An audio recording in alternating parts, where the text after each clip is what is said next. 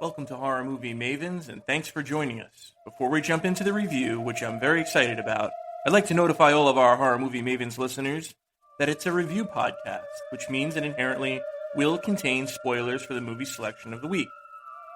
Films in the horror movie genre often contain adult themes, graphic language, and some images that can be shocking to some of our more sensitive listeners. To best enjoy Horror Movie Mavens podcast, you should have probably already have seen the movie or watched it in the past and maybe spruce up your knowledge, especially if you've never seen the movie before. Then, click play on us and enjoy the ride. Without further ado, let's enjoy some Horror Movie Mavens. Hey everybody, and welcome to Horror Movie Mavens. I'm your host with the most, Bad Luck Bill, here to guide you through our movie viewing experience today. It's episode number 22 of Horror Movie Mavens, April Fool's Day, 1986's slasher horror movie. Is it a slasher? We'll see.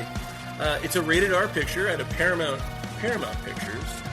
And guiding me through this introduction, I guess, is Afterlife Allie. Allie, hello. Hey, how you doing, Bill? I'm okay. I'm confused, clearly. My introduction is all cattywampus, as they say in the South. Also joining me into getting into this movie, the nitty-gritty, the X's and O's, into our journey through April Fool's Day is the Immortal Dr. J. Hello, sir.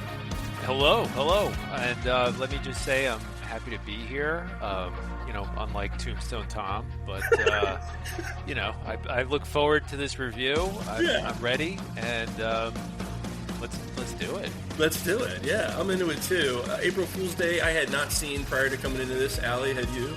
I had not, but maybe Tom was just playing a prank on you.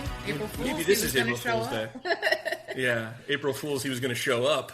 And we actually have April Fool right here. Bad Luck Bill is an April Fool's baby. So happy birthday to our host. Oh, thank you. That's very nice. In honor of our April Fool's holiday, I was not only born, but we're going to be reviewing the movie, the motion picture, April Fool's Day. Dr. J, had you seen this movie before this review? No, I hadn't seen it, but I did actually remember the seeing the previews, I don't know, like 20 years ago. So, right. I was excited to see it, and then I started to watch a preview for it. I got like 10 seconds in, and I'm like, oh no, this is going to be good. I don't need to see any more. I'm ready. So, yeah, you know what I remember about this movie? I remember a young man named Bad Luck Bill roaming through a video store in his local neighborhood and looking at VHS tapes down smoky, hallways and alleyways and whatnot, and seeing April Fool's Day and going, I'm born on April Fool's Day, and then the picture is the cover, right? The cover of the poster is a girl with her hair braided in the shape of a noose, with a knife hidden behind her back, and the rest of her friends kind of in front of her, in the foreground, talking and bullshitting and partying and whatnot. I remember thinking to myself, man, that's a movie I want to see, and then I proceeded to never see it. So, till this very moment. That's a badass braid. I want to do my hair like that. Yeah, as far as braids go, I don't know anything about braids, but it seems like it's a pretty cool setup she's got there, whoever that might be. I guess it's Muffy. Yeah.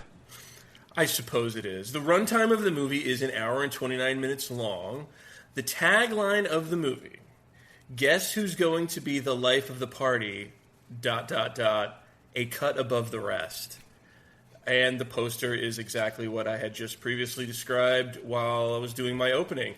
Guess who's going to be the life of the party, a cut above the rest. Immortal Dr. J, how does that hit you? Well, it actually gives me some pretty good facts that I didn't have when I went into this thing. So, in hindsight, it's good context because going in dark, wow, what a weird, wild ride this was. It's strange, right? Yeah. I guess it's appropriate. I guess so. I have to be honest with you. I really don't fully understand the tagline. Guess who's going to be the life of the party? A cut above the rest. Allie, what does that mean? I don't really know. I also went in blind, but maybe it's like someone's in, like the title, April Fool's Day, so maybe someone's just in on something that you're not in on. Well, and that's kind of where the movie goes. So that's like the only thing that crosses my mind, but other than that, I don't know. I think Muffy is supposed to be the life of the party, and she is a cut above the rest. Right.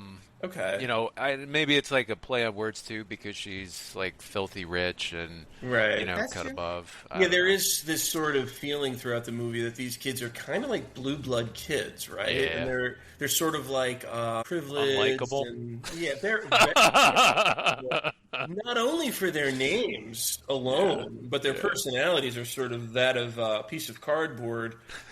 But we'll get into the character development, or what they didn't do to character develop in the movie.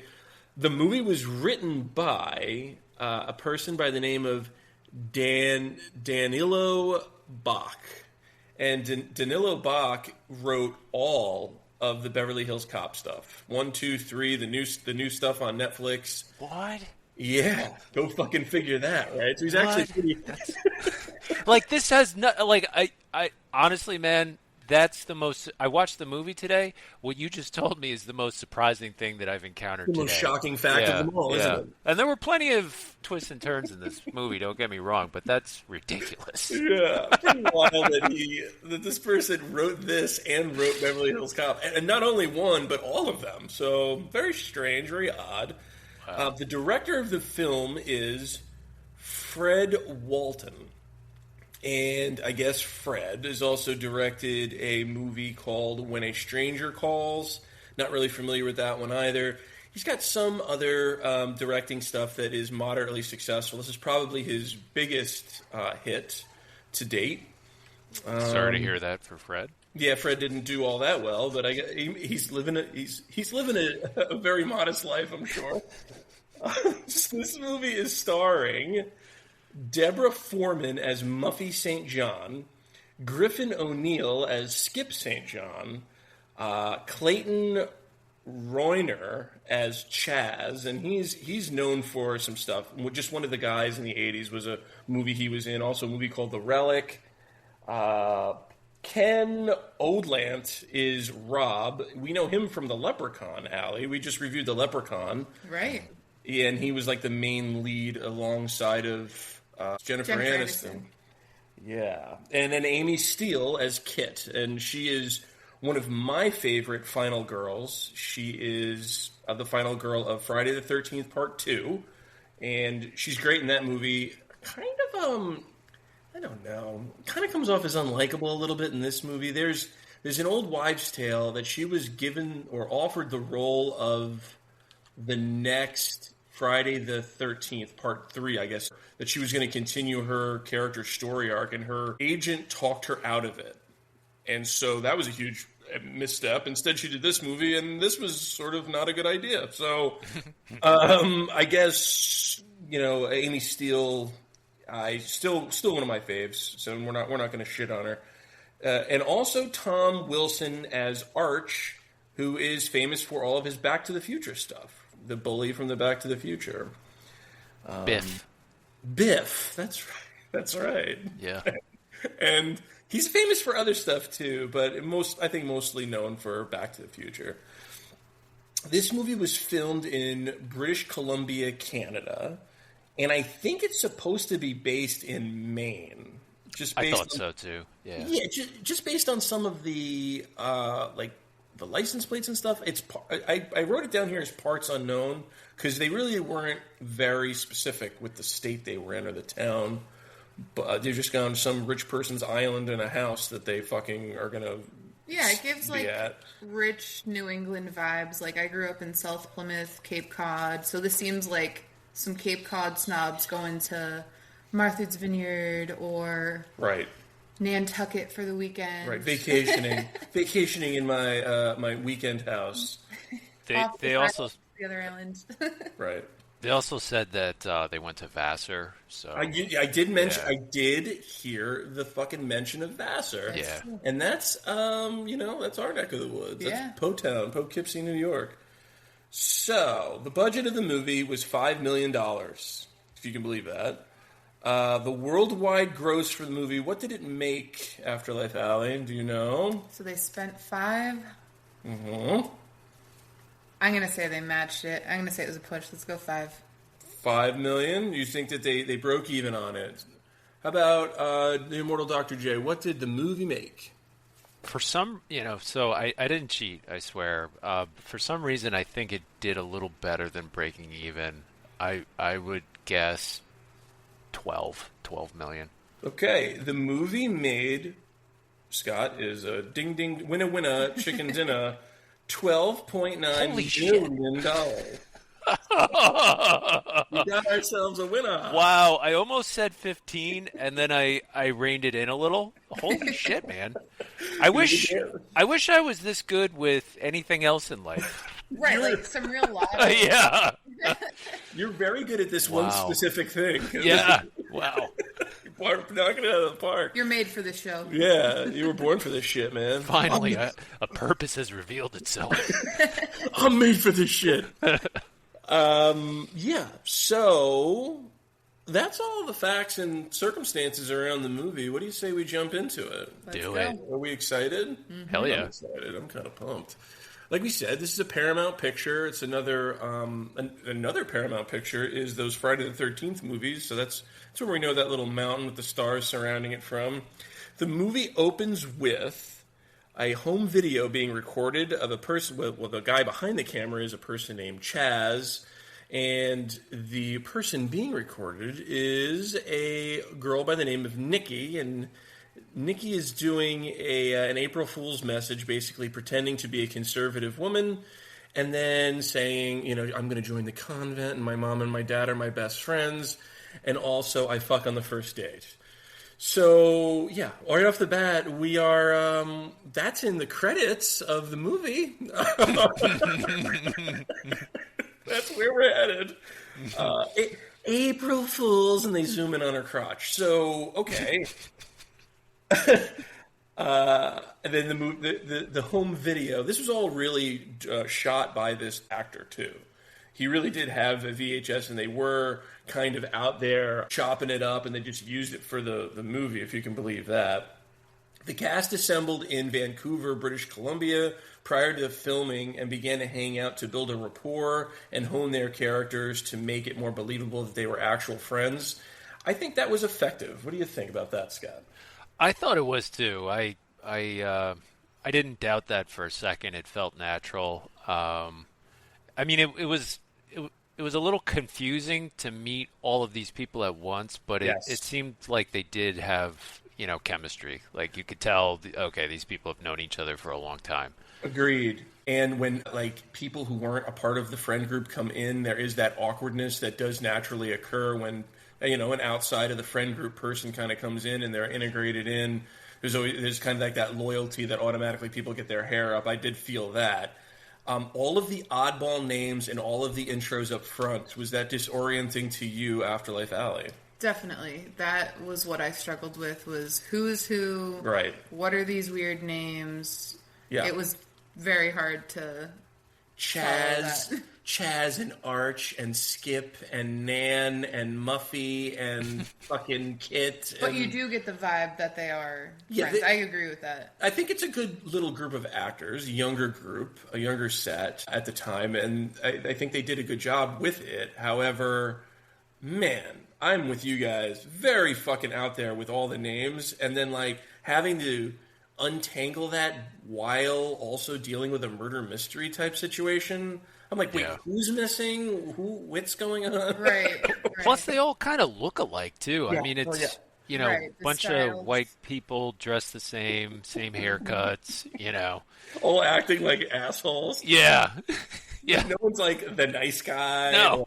The only person that stuck out was the kind of uptight, studious chick who I didn't care one iota for. So that's the person who sticks out because they're acting differently from the rest of them. Then you're not really doing that good of a job, I guess. It kind of gives you that feeling of meeting a group of college friends. Like they are the group of college friends. That's where they mostly met. And then, if you're that outside girl, you're like, maybe that was supposed to be disorienting for the viewer because it's like that girl walking into who are these people? What are the dynamics here? Like, it is you just meeting these people for the first time. I would go along with that if Nan was the main character of the movie. Right, that's true. But since she's like not only really a secondary character, she's not even really that. She's kind of like a tertiary character. We don't really even get a real clear picture of what the fuck the scenario is with Nan. But we'll get into all that. So we're still. I guess it stands to reason then all of these kids are studying at Vassar, right? Is that right? Yeah, that's what I thought. I mean, That's they what I didn't thought, too.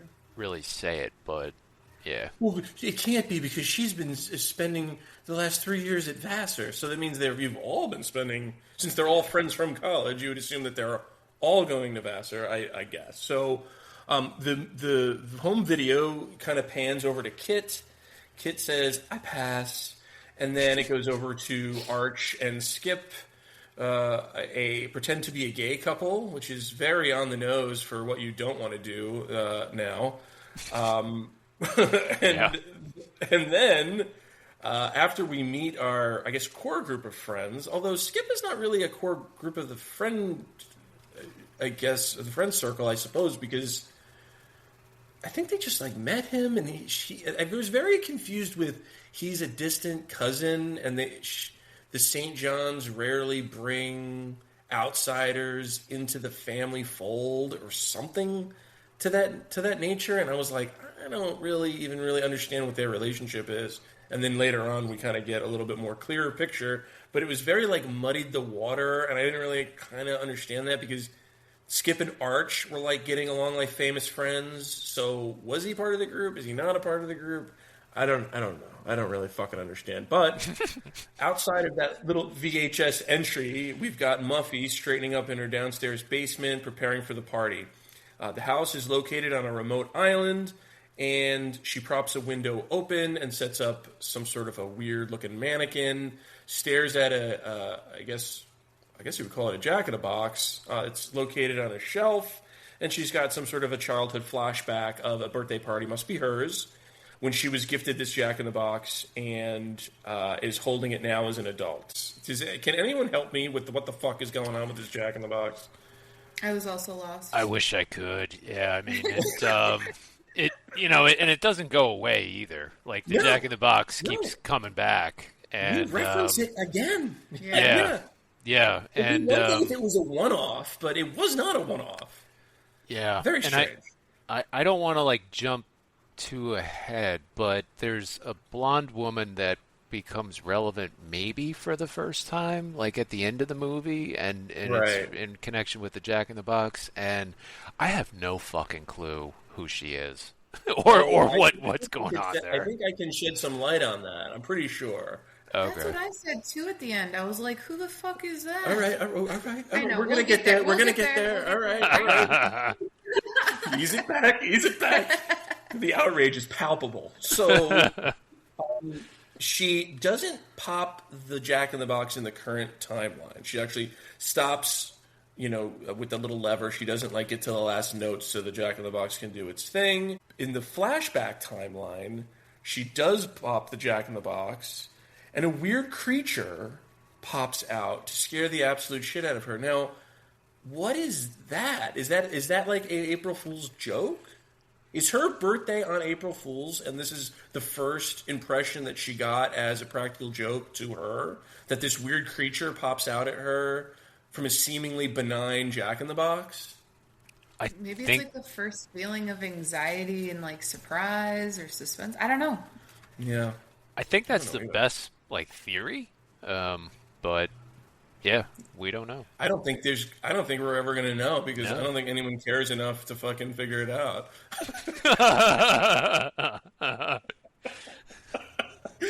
So I have to mention during the credit, because this is all happening during the credit scene, I have to mention one of the credits that is Frank Mancuso Jr. is a producer credited in this, opening sequence. And Frank Mancuso is the main driving force in all of the Paramount version of Friday the 13th. From the very word one all the way through part, I think, like 8 or 9. He is the major producer of those movies. So he is, I guess, branching off at this stage in 86, and he's trying to do some other things. But he's a noteworthy name to be attached to the film because of all the success that he had with the Friday the 13th franchise. The fairy is coming to pick up our group of friends, and we meet a girl by the name of Nan. Nan is a friend and obviously a fan of Muffy. She's like, oh, she was so wonderful in this play, and sort of plays up the fact that their friendship is like sort of on the new side. The guys swarm to Nan. Why? Because I don't really find her all that attractive per se, but these guys are like white on rice to this girl. Chaz and Arch are all about like trying to grab her bags, and once she sort of like professes her fandom to Muffy, like they all sort of kind of roll their eyes and let her carry her own bags, which I found very off-putting. Yeah. Oh, theater girl. Ugh.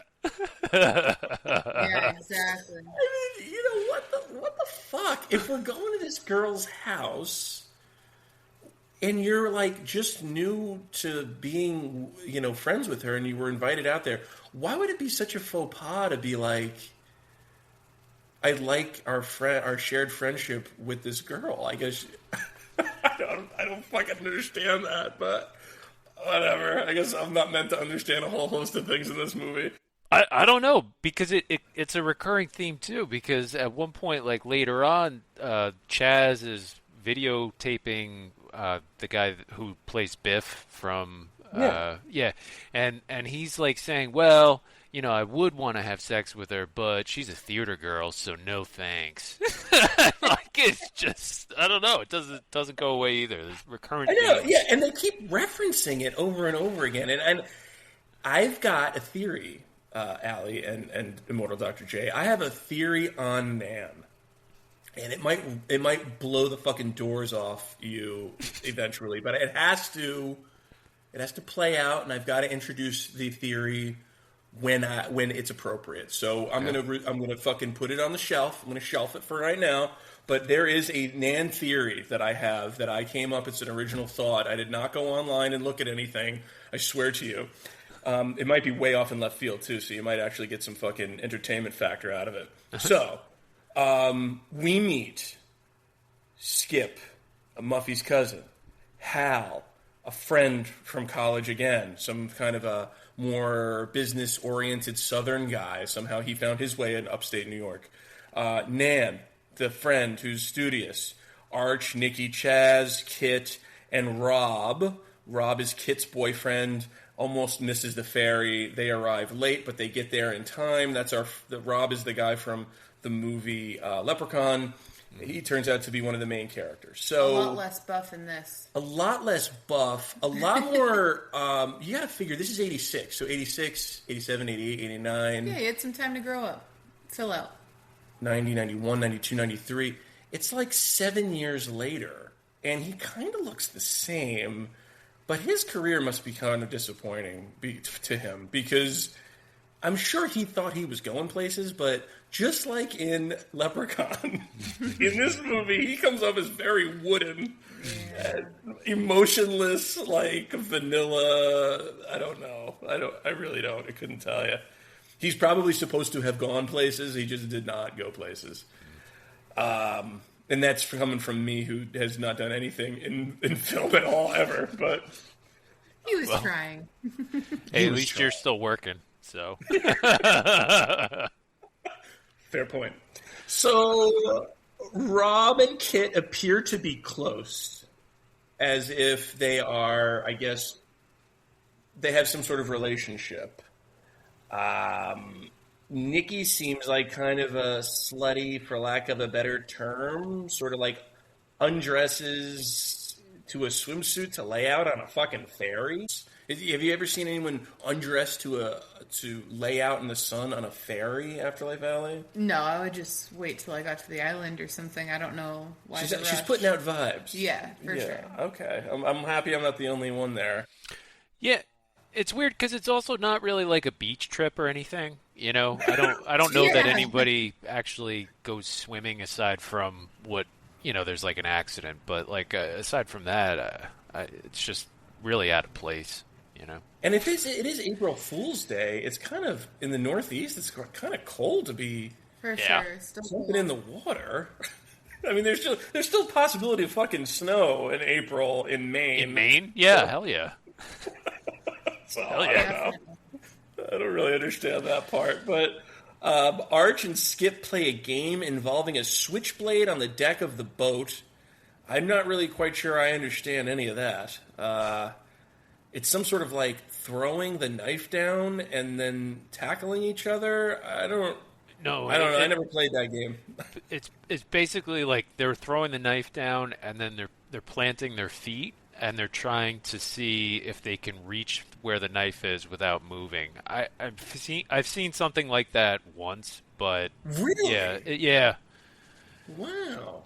You've blown my fucking mind. So somebody throws the knife, and then without moving, the idea is trying to reach and grab the knife handle. Right. If you look, they don't bend their knees. They're like. I just saw know. them like fighting each other a lot, so I didn't really know Yeah. what the fuck was going on. Well, it's because there's so much weird shit happening all at once. You got this one chick Yeah. who's like stripping down. You've got like, the sea captain from Jaws operating the tugboat That's right. or the whatever. You got you got like this southern guy who's like eye level with the sunbather's crotch and is talking about muff diving, and like there's a lot of weird distracting stuff going on. You're so fucking right with that too. And he's like trying to come on to her in the oddest possible fucking way. Yeah. Again, like you said, the muff diving comment, and he is eye level with her fucking pubal area. I don't know. Then you've got Chaz videotaping everything. He kind of like seems like a jokester, but he's talking to the super conservative Nan about like this sex boudoir Yeah. like book that he's studying about sex, and you never get bored of it, and the whole fucking thing. And she's like reading like Milton, like the Divine Comedy, like or Paradise Lost rather. Like I'm like, what exactly is happening here? Can I just say two things? Yes. Awesome. Yeah. So the first is I felt like Chaz as a whole, especially early on, was like such a wannabe Christian Slater or 100%.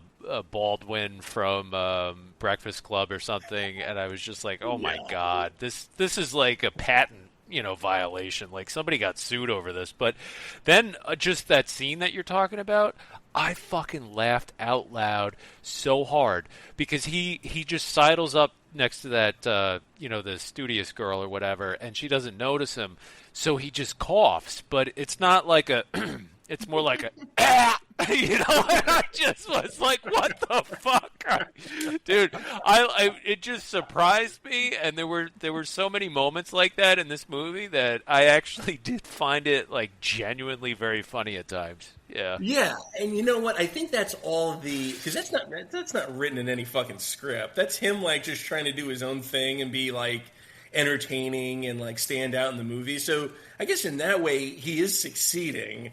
Yeah. With his weird blown out hair and his like Robert Downey Jr. Yes. fucking like trench coat.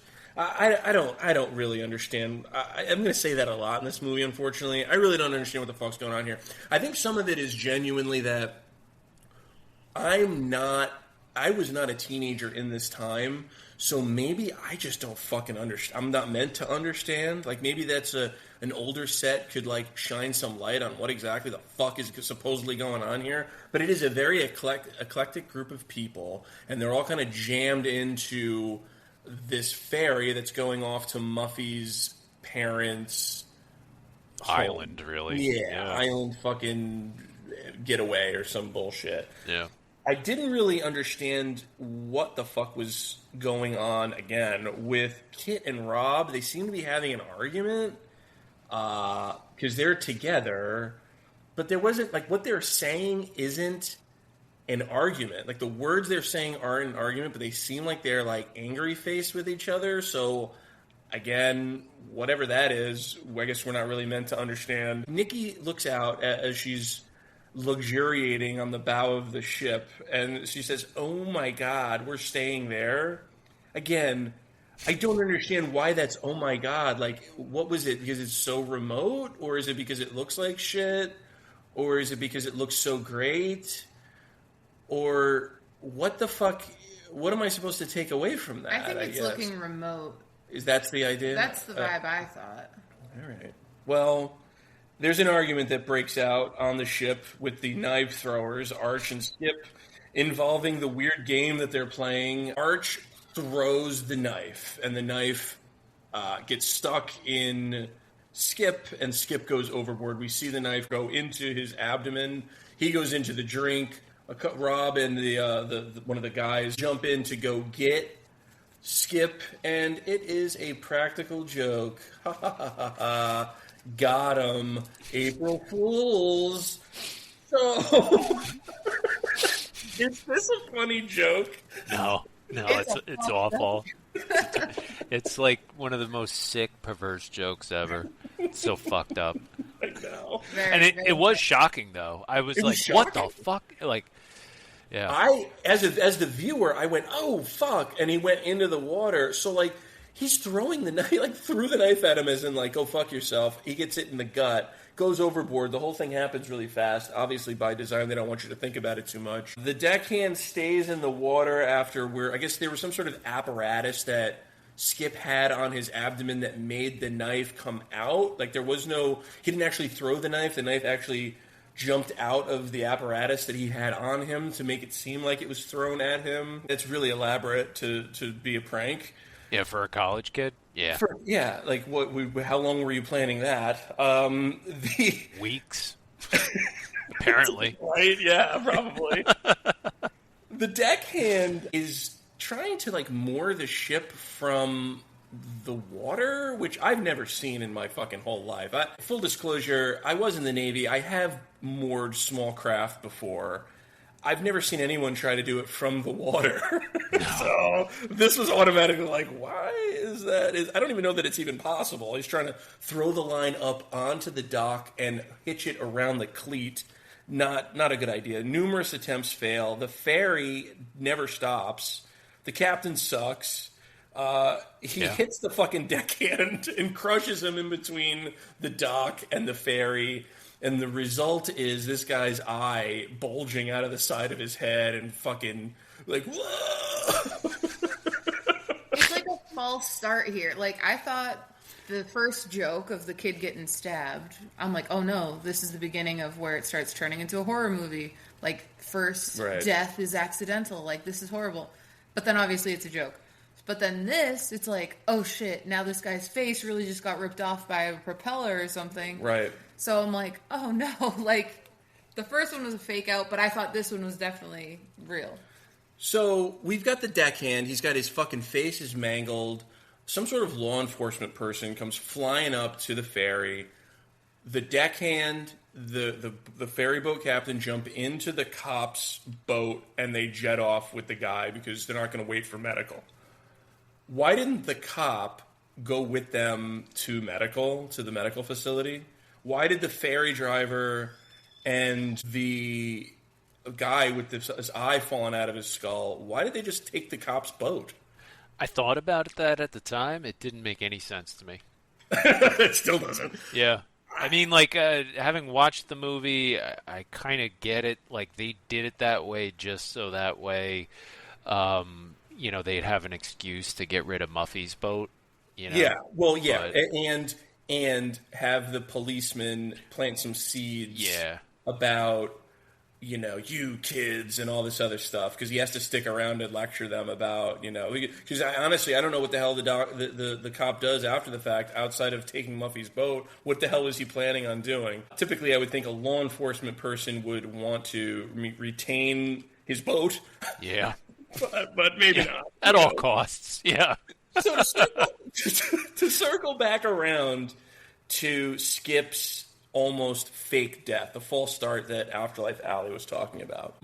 Griffin O'Neill, who plays Skip, is blamed for a prank turned into an accident that leaves the ferryman disfigured. In a bizarre case of life imitating art, the actor, O'Neill, was indicted on manslaughter charges the following year for a drug-induced boat mishap, which resulted in the death of Francis Ford Coppola's son, Giancarlo Coppola. So, in real life, the guy who plays Skip really caused the death of Francis Ford Coppola's kid because they were all fucking high and drunk and shit, and he got fucking killed. That's wow. fucked up. Very, very strange. It's a weird life foreshadowing. Right. I mean, I wonder if he thought about this role while he was running over Giancarlo Coppola. But fucking weird, man. A little bit of gravity there to an otherwise light and airy movie. The gruesome ferryman's injury is enough to shock the entire group, and they all kind of stand around, very sober-looking group now, like they were all happy and fucking easygoing. That whole vibe has changed. Muffy arrives and basically says, as in, this fucking bitch, the entire movie, Muffy I'm talking about now, she just appears and disappears at the most random fucking moment. So she appears to talk to the policeman. I guess he's a constable. And what is a fucking constable?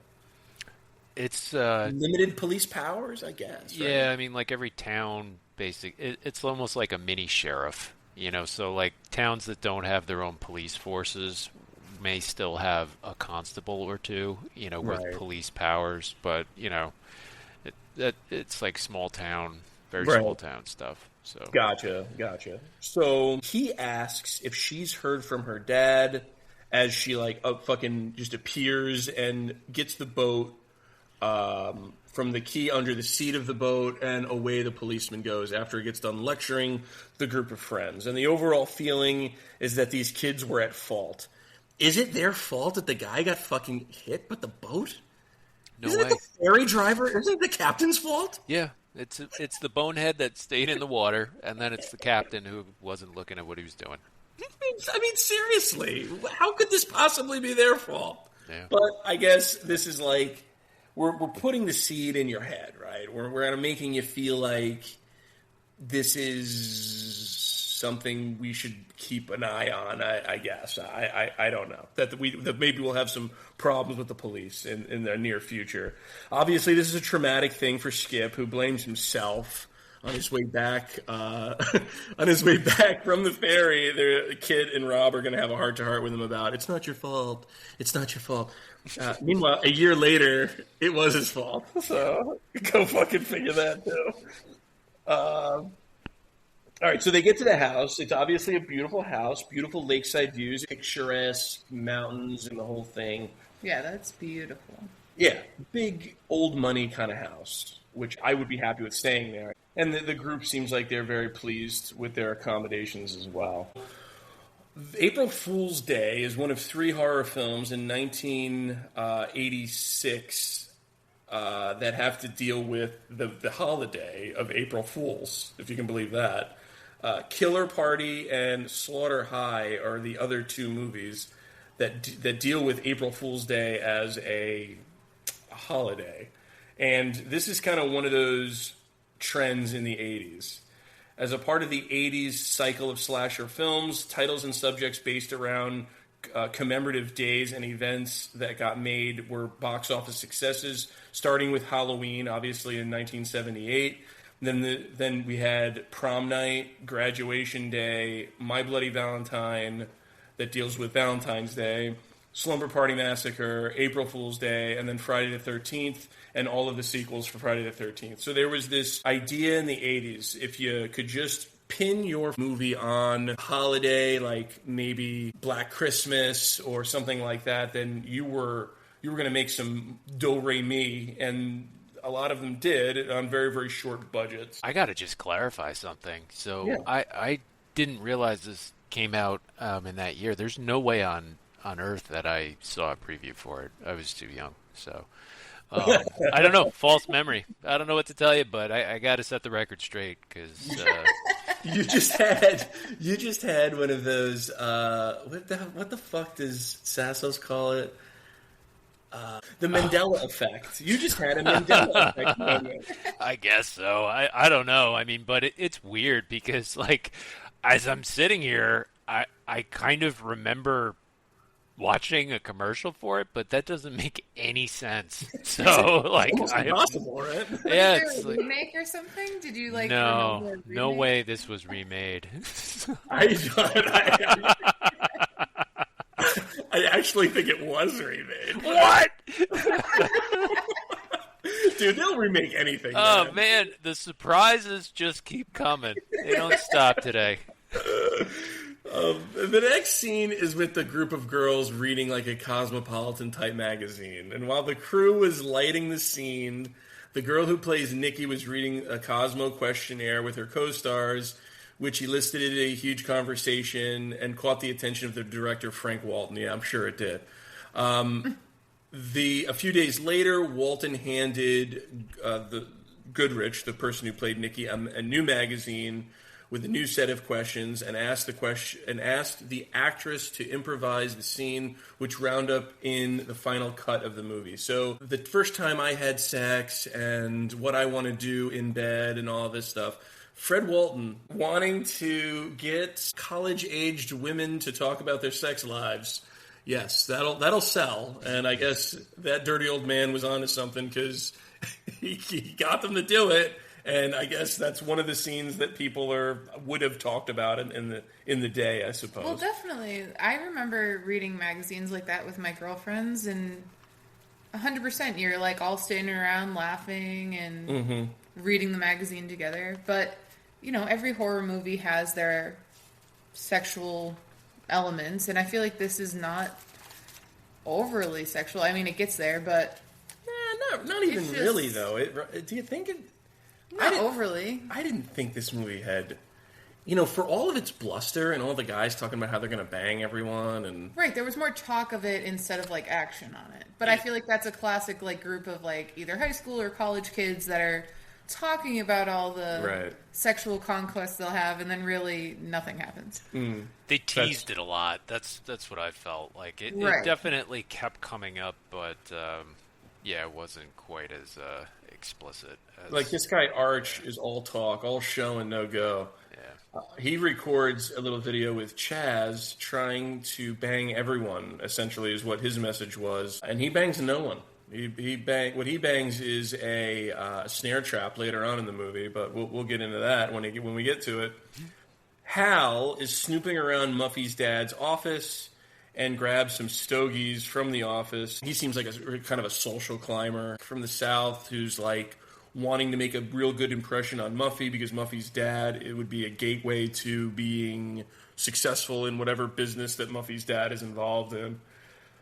Skip and Nan have a heart-to-heart about Bucky's accident. Bucky is the guy whose eyeball fell out of his head when the fucking boat hit him. Bucky? Isn't it Bucky? I don't know. Oh, Buck. I think it's Buck. Probably Buck. I don't know. I'm like, Bucky, like the gas station. Bucky, like the gas station. Bucky's. Wonderful bathrooms at Bucky's. So, dinner time. Skip skips the dinner. He's not going to arrive to dinner. He's super emo about the whole thing and how the guy got hit with the boat. Why the fuck is he so upset? He didn't keep the guy. He didn't like kick him into the water. The fuck is he so upset about? I would just be upset seeing that. Like, it looked very brutal and fucked up. Like, can you imagine just seeing someone's face fucked up? I would be screwed up about that. But why is he blaming himself? What would be? I don't. Again, we're gonna get there on why he is this way, but in my mind, as a viewer, if I'm seeing it for the first time, I'm like, well, I don't understand why this guy's taking ownership of this accident. Some people just do take ownership of, like, they dwell on it so much. I don't know. Personality type, I guess. Well, at dinner, we've got pranks galore, folks. We've got Nan sitting on a whoopee cushion. We've got a trick chair that throws Arch on his back. Doesn't seem to be so amused when he's the ass of the joke, I suppose. That would be brutal. I'd be pissed if someone put me on my ass like that. If I sat in a chair like that now, being the age that I'm in and the physical condition that I'm in, I would throw my back out immediately. Party's over. Time to go to the hospital. Hopefully someone can get a hold of the constable, because I'm out. I'm done, so. Director Fred Walton commented back in 2016, he was doing an interview when they began shooting this party dinner scene, and he said there was no collective energy whatsoever, and the scene fell flat. And they broke for lunch, and Walton kind of scolded the cast. They took all the young cast members aside, and he kind of read them the riot act. And when they returned to the film set, the scene everyone stepped up their game, and the scene came off a lot better than it did initially. This scene at dinner, I found to be still low energy. I don't know what he's talking about, what the director's talking about. They're sitting around kind of all staring at each other, talking about how they're college privileged, but they have no direction, and they have no idea what their plans are. Rob was supposed to go to some medical school. I guess apparently a guidance counselor or someone told him that he did not have the drive he's not serious enough to be a med student, which I've never heard that as a valid excuse to not go to school. I feel like I can't remember what he said, but he said something like the guidance counselor said that I have a distinct lack of seriousness or something. Yeah, like I felt like it was a reference to something else, or it's been quoted. Like it kind of rang in my head, and I'm gonna try to remember what it was. But right, anyway, yeah. It's a source of embarrassment for him, and Kit continues to press him in front of the friends about, why won't you go to medical school? Why won't you go to medical school? Pushing him to talk about it in front of everybody. It's sort of an awkward thing. Everybody's kind of looking around at each other. I got to be honest with you, man. This whole scene comes off as very unrelatable to me. Champagne is passed out. Muffy is handing out the glasses, and Nan wants to make a toast to friendship, and everyone is collectively rolling their eyes. Does everyone hate Nan? Kind of seems it. Yeah. They really shit on this girl the entire fucking movie. I don't understand why. She's like sucking the air out of the room with this terrible toast to Muffy and about how friendship and we're going to be such great friends. And then Muffy then turns around and stomps all over Nan's toast by making another toast, and it being like very theatrical and based in some sort of like literary, like she obviously wrote this out and memorized it. I don't know. The whole thing is very fucking odd to me, and I don't really see how Nan got invited to this trip. even Muffy is shitting on her. I feel like it's like a bachelorette party where there's always just like one girl that, I mean, I don't know if you guys can relate with like the odd man party. out. Right, like there's just this person that your group of friends doesn't really know, and then you're kind of like, oh god, like it's like the weird cousin or the weird friend that like they have to be included, but like the obligatory invite. But meanwhile, everybody's kind of like, why is this guy? Guy's kind of like, they're not vibing with the rest of the group. Exactly. I get that part. But then why fucking invite this person? Even Muffy is shitting on her. And that's the person who invited her. It's weird. Yeah. It's very weird with Nan. So the final prank for the dinner time, at least, is holes in the champagne glass. At the end of the little toast, April Fools, everyone. Just doesn't stop. It just never stops in this movie. Don't stop stopping. No. Yeah, so can't stop, won't stop. Can't stop. We won't stop the pranks. They are riddled all over this fucking movie. After dinner, I guess we're having an early bedtime. Why would a group of college kids not stay up all night drinking? Especially night one. I feel like night one you go hard because you're like pumped. Yeah, to be the energy there. is high. Everybody's like, let's get fucking loaded and fucking listen to music and play games and shit. Everybody went to bed at like 9:30. Well, that's it. 9 p.m. Lights out. Lights out, everyone. Let's be responsible. Yeah. Like, unless there was something to do in the morning, I would never be going to bed at this time. And there was nothing to do. No. Right. There was nothing to do in this whole movie. Yeah, just refill the whoopee cushion. That was reload up all of our pranks around the house.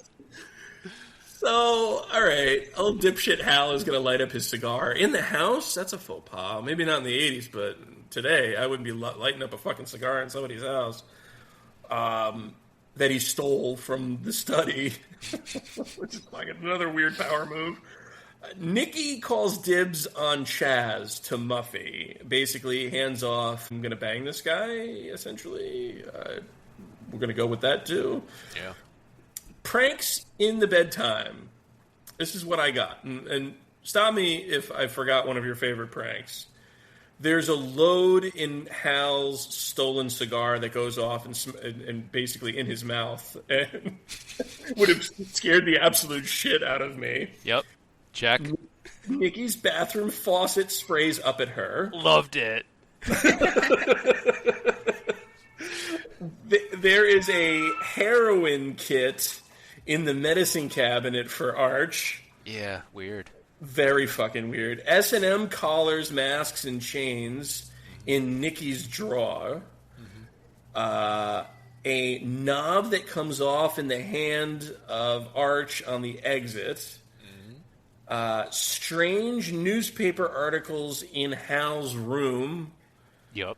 About involving accidents or something. I didn't yes. never really. Like was he supposed to be relating to that?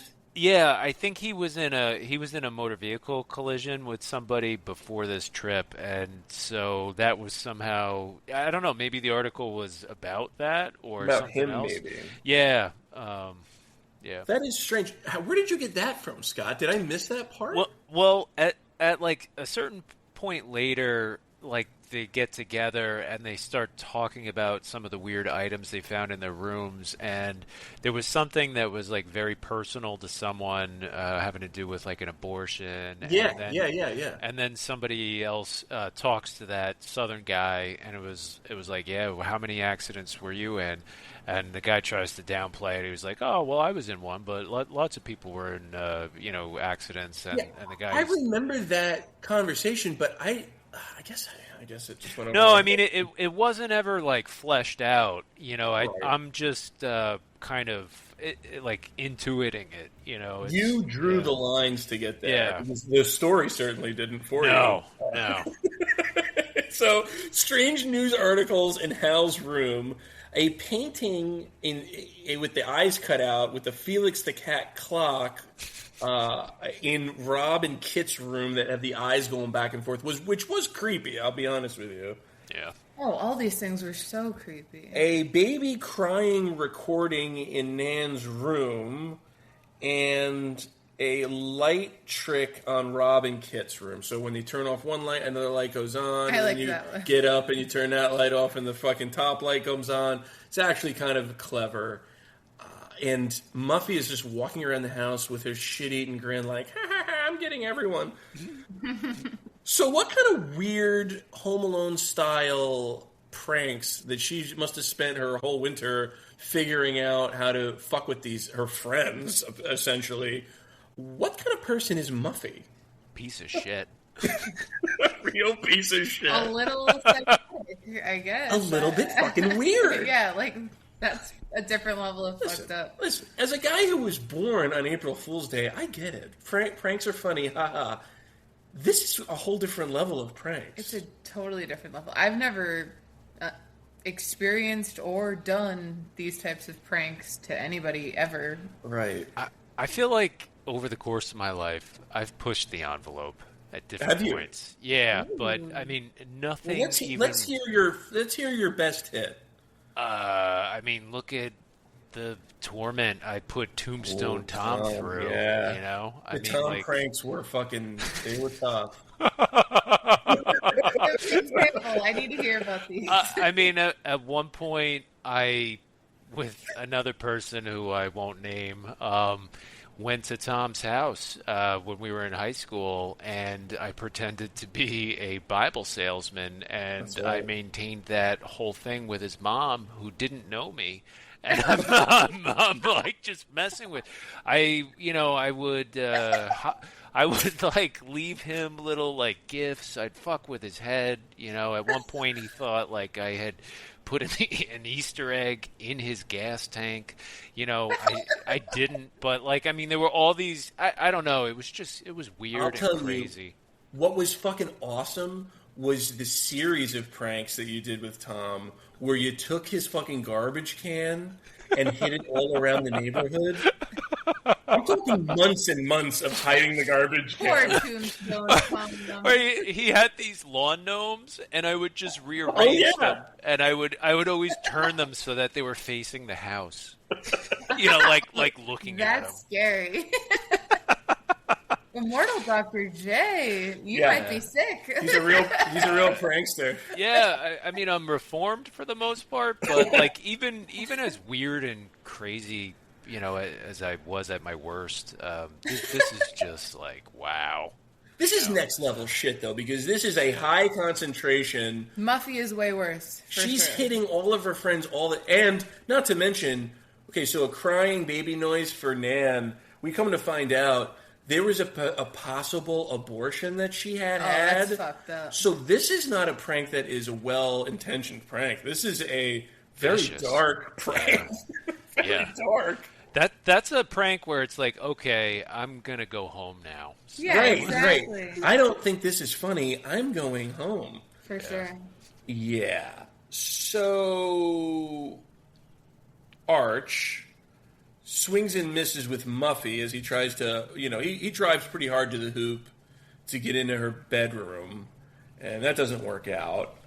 Walks in on Nikki and Chaz in I guess a Kama Sutra type sexual position. I really can't put my finger on what exactly the fuck is going on in that bedroom, but have at it, young people of America. And this resigns him to a porno mag when he sits in the chair. It's another trick seat, which makes him fall down. I like that. Ha ha, motherfucker. Ha ha. April Fools. So I thought that was pretty funny that Arch is out there.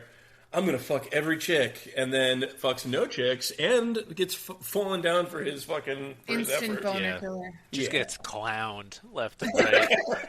I love that. They told Muffy big time the shit out of him, because even with his like, I guess I'll just whack off. Even with that, she like was shitting on him. So pretty funny. Skip, wasted, goes down to the boathouse to cut some green leafy substance down by the boathouse. Afterlife Allie, what is going on here? Is this marijuana? Is this what I'm led to believe? That's what it seems like they're trying to convey, right? But I've never just, walked along, picked up some leaves, and then like that. If you're smoking marijuana, you're smoking the buds of the plant. You're not smoking the leaves. So I have no idea. Green leafy substance. I guess we're taking that very literally. We're gonna go down. I don't to the know boat. what this guy's smoking. He's smoking something that is not very effective, obviously, because I don't know how you could smoke anything that just comes off of a stem that is still alive, yeah, essentially. Exactly. None of this scene makes any sense, but I think that's what they're trying to imply. But what year was this released? 86. Oh, okay. So, I mean, then people were smoking in the 80s. They would know difference between leaves and buds, I would assume, but I don't know. I don't know anything about it, but I know for sure that he goes into the dark boathouse, doesn't turn on any lights. There's a cat jump scare because we're in the 80s and it's a horror movie. So it's basically like this cat jump scare. The cat is basically thrown at him because he comes out at an angle. Yeah. It definitely looks like the cat was thrown. It was completely unnatural. I mean, it came down on top of him. Like, why was the cat even there? Yeah. It's the boathouse cat, it just lives there year round. Old Bobby the boathouse cat. Keeps things tidy, yeah. Scares the shit out of Skip. He's a great mouser. He's a great master. Legendary, if you would. And then someone else who's in the boathouse with him grabs him around the neck, and we never figure out or know what exactly happened to him. Okay, so Skip is a casualty of what we're doing here. The next morning, Muffy is downstairs doing some cooking, and she runs away looking all disheveled and weird. What was your first impression of what the fuck was going on with Muffy the next morning? Like, she was, like, hungover or something? Like, I didn't really even understand what we were going for here. She looked, like, disheveled and... I don't know. Like, I was kind of viewing it as, like, if you playing a prank that she is crazy or something. Like, she acted really weird and really crazy. Like, if I woke up the next morning and my friend was acting that way, I'd be like, whoa, okay? Calm down. Yeah, like, what's going on? I think it's like really weird. I think it's because she spent the entire night like unscrewing faucets and like loosening up doorknobs, and and she was fucking tired. So you know. Who can blame her? Yeah, she's burning the midnight oil in her prankster scheming ways. I would definitely be like, "What the fuck's wrong with you? Like, do you need to talk?" So we got Nikki out, basically, essentially topless, welcoming in the morning air, and gets a face full of Hal with the weirdest exercises I've ever seen. I guess this is obviously before shake weight. This is the bending weight. Looks like a sexual device. And she's horrified to see this weirdo with his fucking headband on doing that exercise routine. Again, Muffy, looking very odd, runs away and almost doesn't even look... I almost was confused on who the fuck this character even was. Right, her hair's all crazy. She's like, don't look at me kind of a thing. I forgot to get dressed. Like, it's so weird. Very strange. I forgot to get dressed? Yeah, like, I don't know. That's what you would say? I don't even know what the fuck that means. So... How do you forget to get dressed? The group... I don't know. The group goes outside and plays some soccer, because that's what we do in the 80s. We're going to play some soccer, a little keep away. Where is Skip? It depends on what he's on, which is curious. Is Skip a drug addict? Apparently. I guess. They're implying, I guess. I suppose, yeah. Nan won't participate in Keep Away. She sees Muffy and, runs after her, seeming really, really bothered by... I guess the prank that happened to her the night before is the only conclusion that one could draw. Rob and Kit go for a swim in April in the Northeast. Rob is still pissed that the advisor said something to him in a meeting, said he wasn't serious enough, and then he's going to be like a loser, and Kit's, you're too good for me, Kit, and is really, really in his feelings. Do we care about any of this shit? Negative. Yeah. Negative. I felt like all of these storylines, we were trying to get the buy-in on any of this shit, and I couldn't care less about any of it. Is it just like a distraction? We're just pretending to be normal teenagers and have this conversation? I don't know. I don't know. Your guess is as good as mine, because I could not care less about Rob's fucking medical inferiority complex, medical school issue. I couldn't care less about Nan and her prank that got played on her. I don't really understand what's going on with Muffy. I don't care about the soccer that these kids are playing. I'm very, very... It's very low energy, low tempo up to this point. Right. I know that the one kid got strung up in the boathouse. Yeah. Which is... I know the one guy got hit with a boat, apparently. So I guess that's what we're holding on to thus far. So Kit jokingly agrees that, yeah, you are going to be a loser for the rest of your life, Rob, and leads him into the boathouse for, I guess, what I could only describe as a mercy bang, to kind of get his spirits up, I suppose. And he plays like he's the girl, and she grabs him like she's the dude. So there's some real strange role reversal going on. I don't know. It's kind of funny. Keep his mind off his worries, give him some poon, I guess, is where we're going with that. Sometimes you got to be the initiator. Okay, all right. Right? I guess. You tell me. Sure, yes. Well, if you say so, madam, but you know. Frankly, I don't give a damn. Yeah. So, while they're in the middle of this gonna be banging each other, they see floating underneath of the fucking floorboards a very, very dead Skip under the floor. And that would be fucking scary. And he's like floating by, like with his like frozen face and hands, like he's like and fucking floating down the way. That would freak me the fuck out. What do you think about that? Yeah, I mean that was crazy, and at first I'm like, wait, is this a joke? And then they just kept cutting back to it, and I'm like, no, that guy's dead. Wow. Yeah, very dead. Yeah, and immediately, like you said, Jay, I thought it was a prank because that's all we've been doing. We're literally at the halfway mark of this movie, and we've just been doing pranks this entire time, right? So, like, this dead kid is a prank, right? That's what I thought. So the kid and Rob come running back to the friend group to tell them, you know, we just saw Skip and he's fucked up and he's dead and the whole thing. Yeah, they're going to go and take a look. They're going to try and find him. And the men folk are going to go out and take a look. So they go, they try and find Skip. No one sees Skip. They don't see his body. They don't see anything except for his broken switchblade. And they decide to split up to find him. This is Chaz, Arch, and Rob, the man folk. Hal decides not to fucking participate. So I got a question for you. Why the fuck would you split up? It's like every scary movie. They just always say, let's split up. Immediately. Well, and it's funny, too, because that happens immediately after they receive instruction to stay together. You know? Right. It's yeah, like, that's true. oh, quick, we're supposed to stay together. Let's do the fucking opposite. Classic college kids. Yeah. Well, I guess in that way, it's sort of realistic. Arch is going to storm off to go find him. I guess they're all going to literally go in different directions. We're going to go and we're going to find Skip. Okay. Muffy and Nan have a confrontation in the house, something very vague, and Hal overhears this conversation. And Nan is like yelling at Muffy, who's acting and looking odder and odder as the movie rolls on. She's like moping around and wandering around the house with her hair all frizzy and fucked up. Yeah, the hair is what freaks me out. Yeah.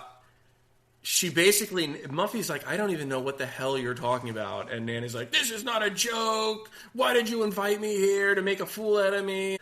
And Hal is being a weirdo in the hallway. So, again, do we care about this? I'm not sure. That leads us to Arch being in the middle of the woods. He feels like someone is following him.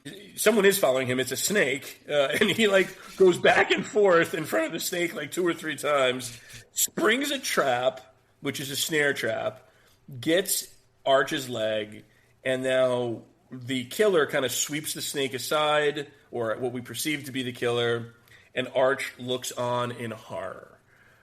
His fate is unknown. We don't see Arch get killed, but we assume that he is gone now. So, what do you think about that? Is this underwhelming a little bit, Afterlife Allie? Yeah, I mean, there is a level of intensity here, but did we need to see something here? Yeah. Or is that 2026 rearing its ugly head that everything needs to be instant reaction? Right, it could be that, like, we are just probably, like, over stimulated right now, so, like, anything less than that is like, this is kind of boring. I just feel like the whole movie was kind of like a slow burn. It's like it would maybe uptick a little bit and then go back to, like you're saying, low energy and kind of what's going on here. So, yeah, in this scene, I'm thinking the snake's gonna get him, and the trap got him instead. There's no ending to this scene. You don't know what happens next. Exactly. You don't really know. I think that this movie suffers from, seeing it halfway to this point and knowing the entire movie, it suffers from a huge problem of confusion. Yeah. I don't know what the fuck is going on here. Right. Yeah. Like, I don't know, like Nan is crying by herself and, like, punching the air and angry about the prank.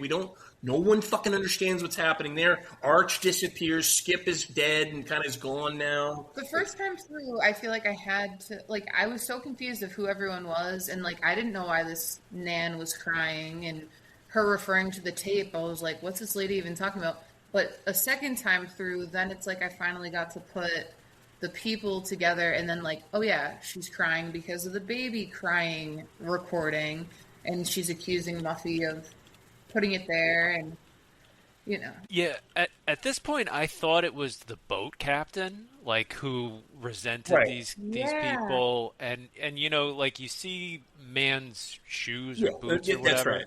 And so I'm like, wow, well, he really didn't like these kids. But I yeah, did think that too.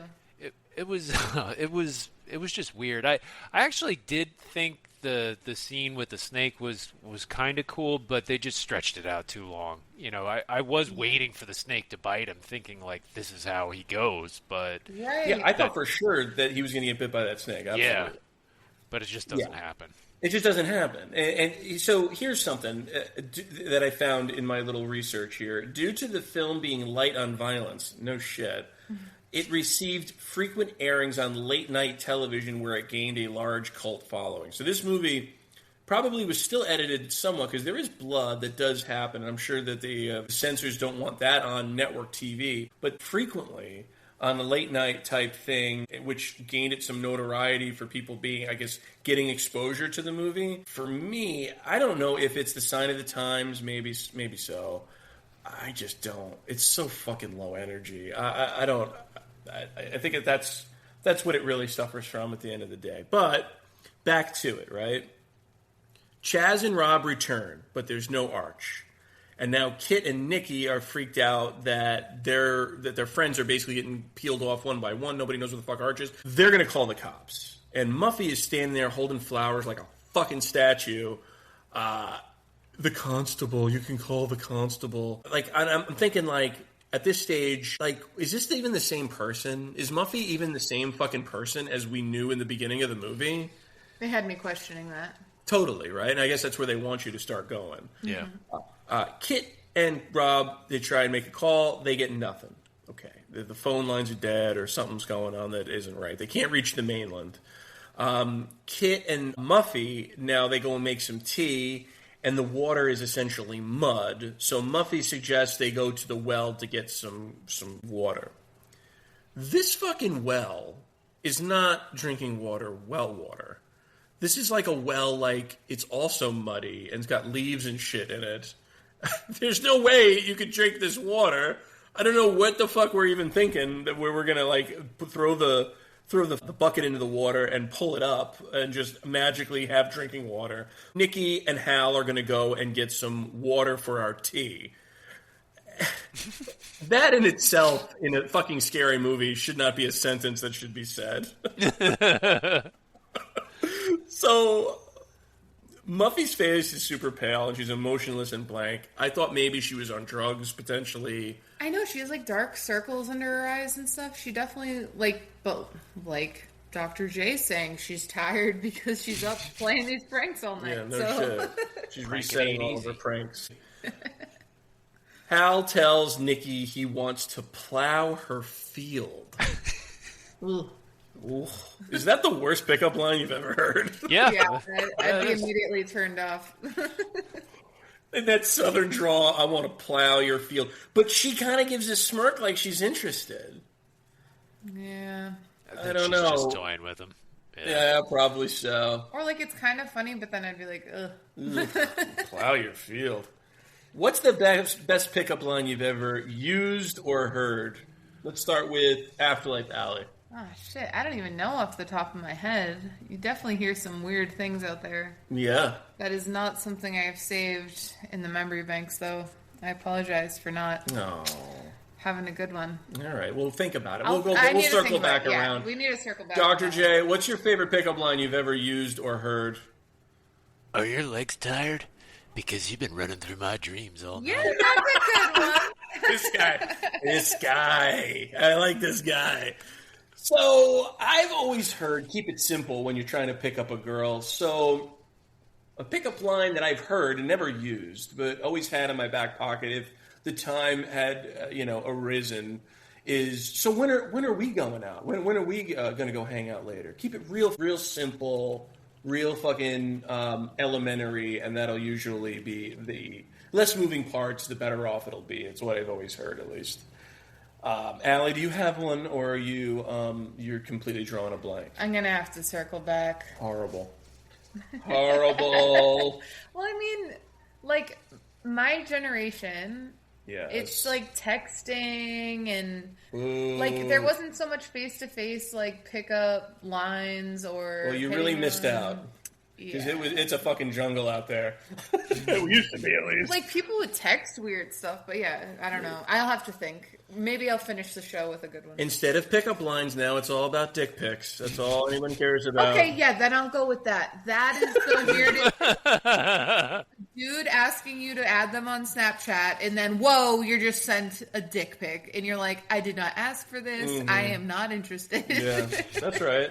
So that's what I'm going to go with. It went from real subtle to real dumb as shit. So I prefer my generation, personally. I'm sick of the dick pics, especially if you don't ask for it. Right. All right. No unsolicited dick pics, please. All right. Well, tell that to Hal, who's going to plow her field. He drops the bucket into the well, and it's a rotten rope. The bucket goes all the way down into the well. And Nikki then goes, here's my flashlight, and, like, drops the fucking flashlight into the well. So these are idiots. These are morons. And they're going to get nowhere in life. Yep. So Hal doesn't want to go down the well to get the flashlight or the bucket or anything. And Nikki takes it upon herself. Would you go down the well, Dr. J? No. I agree. Afterlife Allie, would you go down the well? No, I'd be not going down there. Well, Nikki is. And Nikki, I don't even know. Let me pose this question to you. What's the point of going down there? Right, what was she supposed to be looking for? Well, she's getting the fucking bucket. Yeah. Oh, no. Then fuck that bucket. No, we're not going down there. Well, the rope is fucking broke. So what, are we going to retie it to the bucket for it to snap again once it's got the weight of the water it's supposed to be pulling up? Yeah, it's just so crazy because, like, it's obvious how, like, decrepit this thing is. You know, right. Like, what are you doing? I know. You could get trapped down there. Like, if this ladder thing on the side, one of those breaks, you're fucked. Yeah, and that's exactly what happened. So, yeah. The well scene, the interior of the well scene was shot in a tank in an LA soundstage at the end of production. The water was dyed so that it looked murky, and crew members discarded their cigarettes right into the tank. So it is as disgusting as you would think it is. The person who played Nikki, Deborah Goodrich, spent so much time submerged in the nasty water that she left the set with an ear infection. So that sounds horrible. The whole scene is completely fucking worthless, so I don't know why you would subject yourself to a scene that is such a struggle. I guess, I shouldn't be so hard. It's a scene that I guess it just feels needless because I don't really understand what going down the fucking well does. She goes down there regardless. So as she goes down there, there's like a slip and an almost fall. And then immediately after the slip and almost fall, there is a rung break, and she actually falls into the well. Which I don't understand the false start there, but all right. Well, that's like everything, man. Like, everything in this movie is teased out, and, to the point where you believe nothing. Right. Yeah. So, rung breaks, she goes in to drink. As she falls in, there's just a bunch of heads that start bobbing up. Yeah. The music hits, there's heads bobbing up of Arch, and I guess the Skip kid character is now, his head is bobbing up, and she fucking discovers that Nan's body is down there, and her throat has been slit. Right. So I was scared. I thought this was scary. Nan just was indiscriminately. We never saw Nan get killed. She's just in the well. I guess there's nothing to understand. We didn't see it. She was just over crying, so yeah. This killer could have got her over there when she was crying near the plants. I don't know. Killers be killing. Yeah, and they're just dumping them all in the well, apparently. That's right.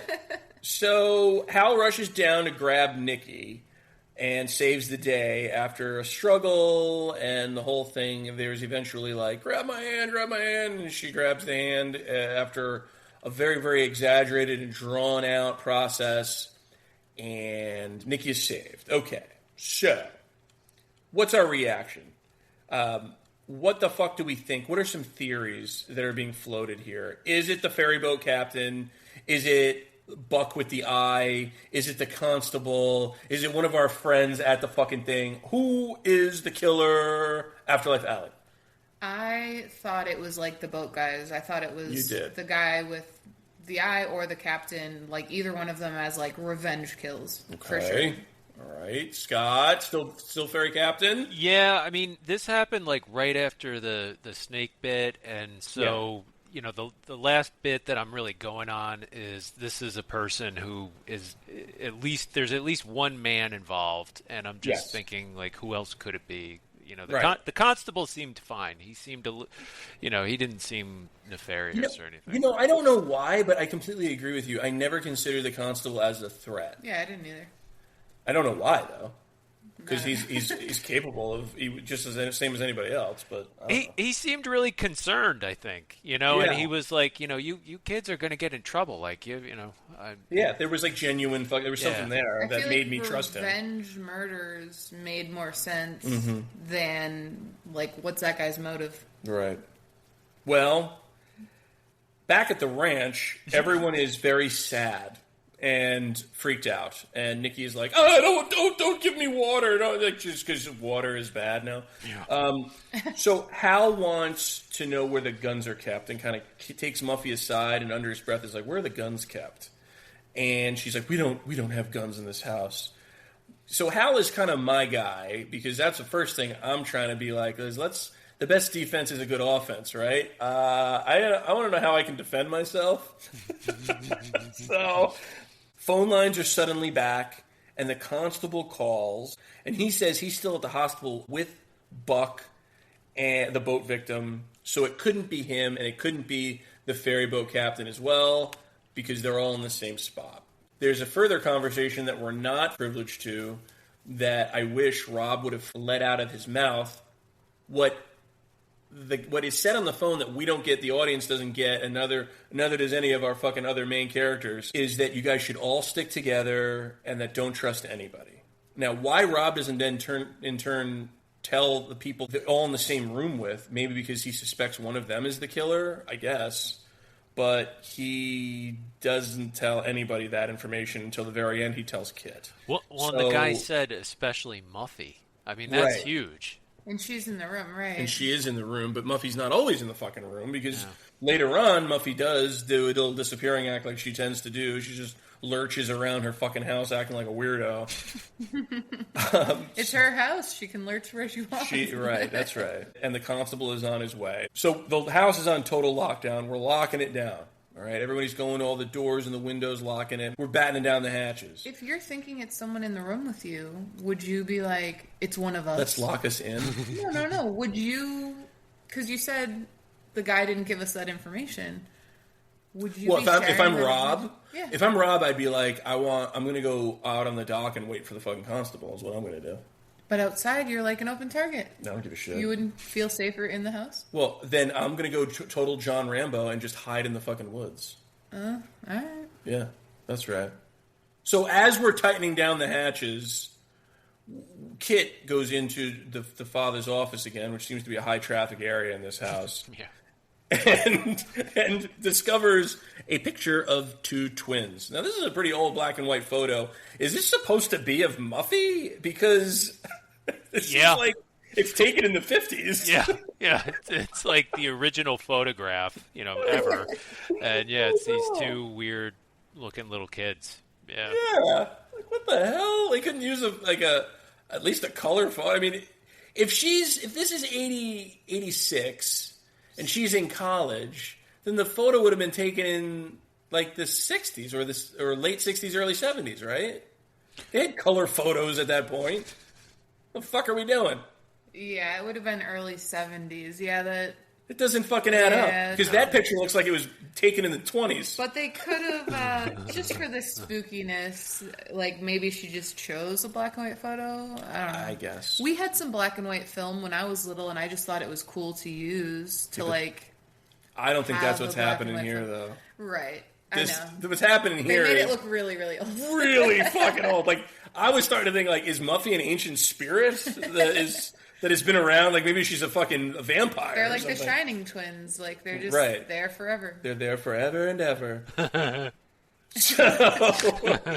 So the two girls, obviously now the direction is we're thinking that this isn't Muffy, that they're... It's an evil twin. It's an evil twin, right. It's like the Treehouse of Horror Simpson episode where... Bart is in the attic.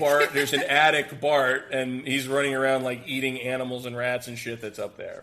Chained up for his whole life or some shit. This person doesn't even resemble the same person that was 24 hours ago. I'm talking about Muffy now. I would be very reticent to be alone in the same room with this person because it doesn't even really, it's not a familiar person now. I'd be freaked to just be in her presence.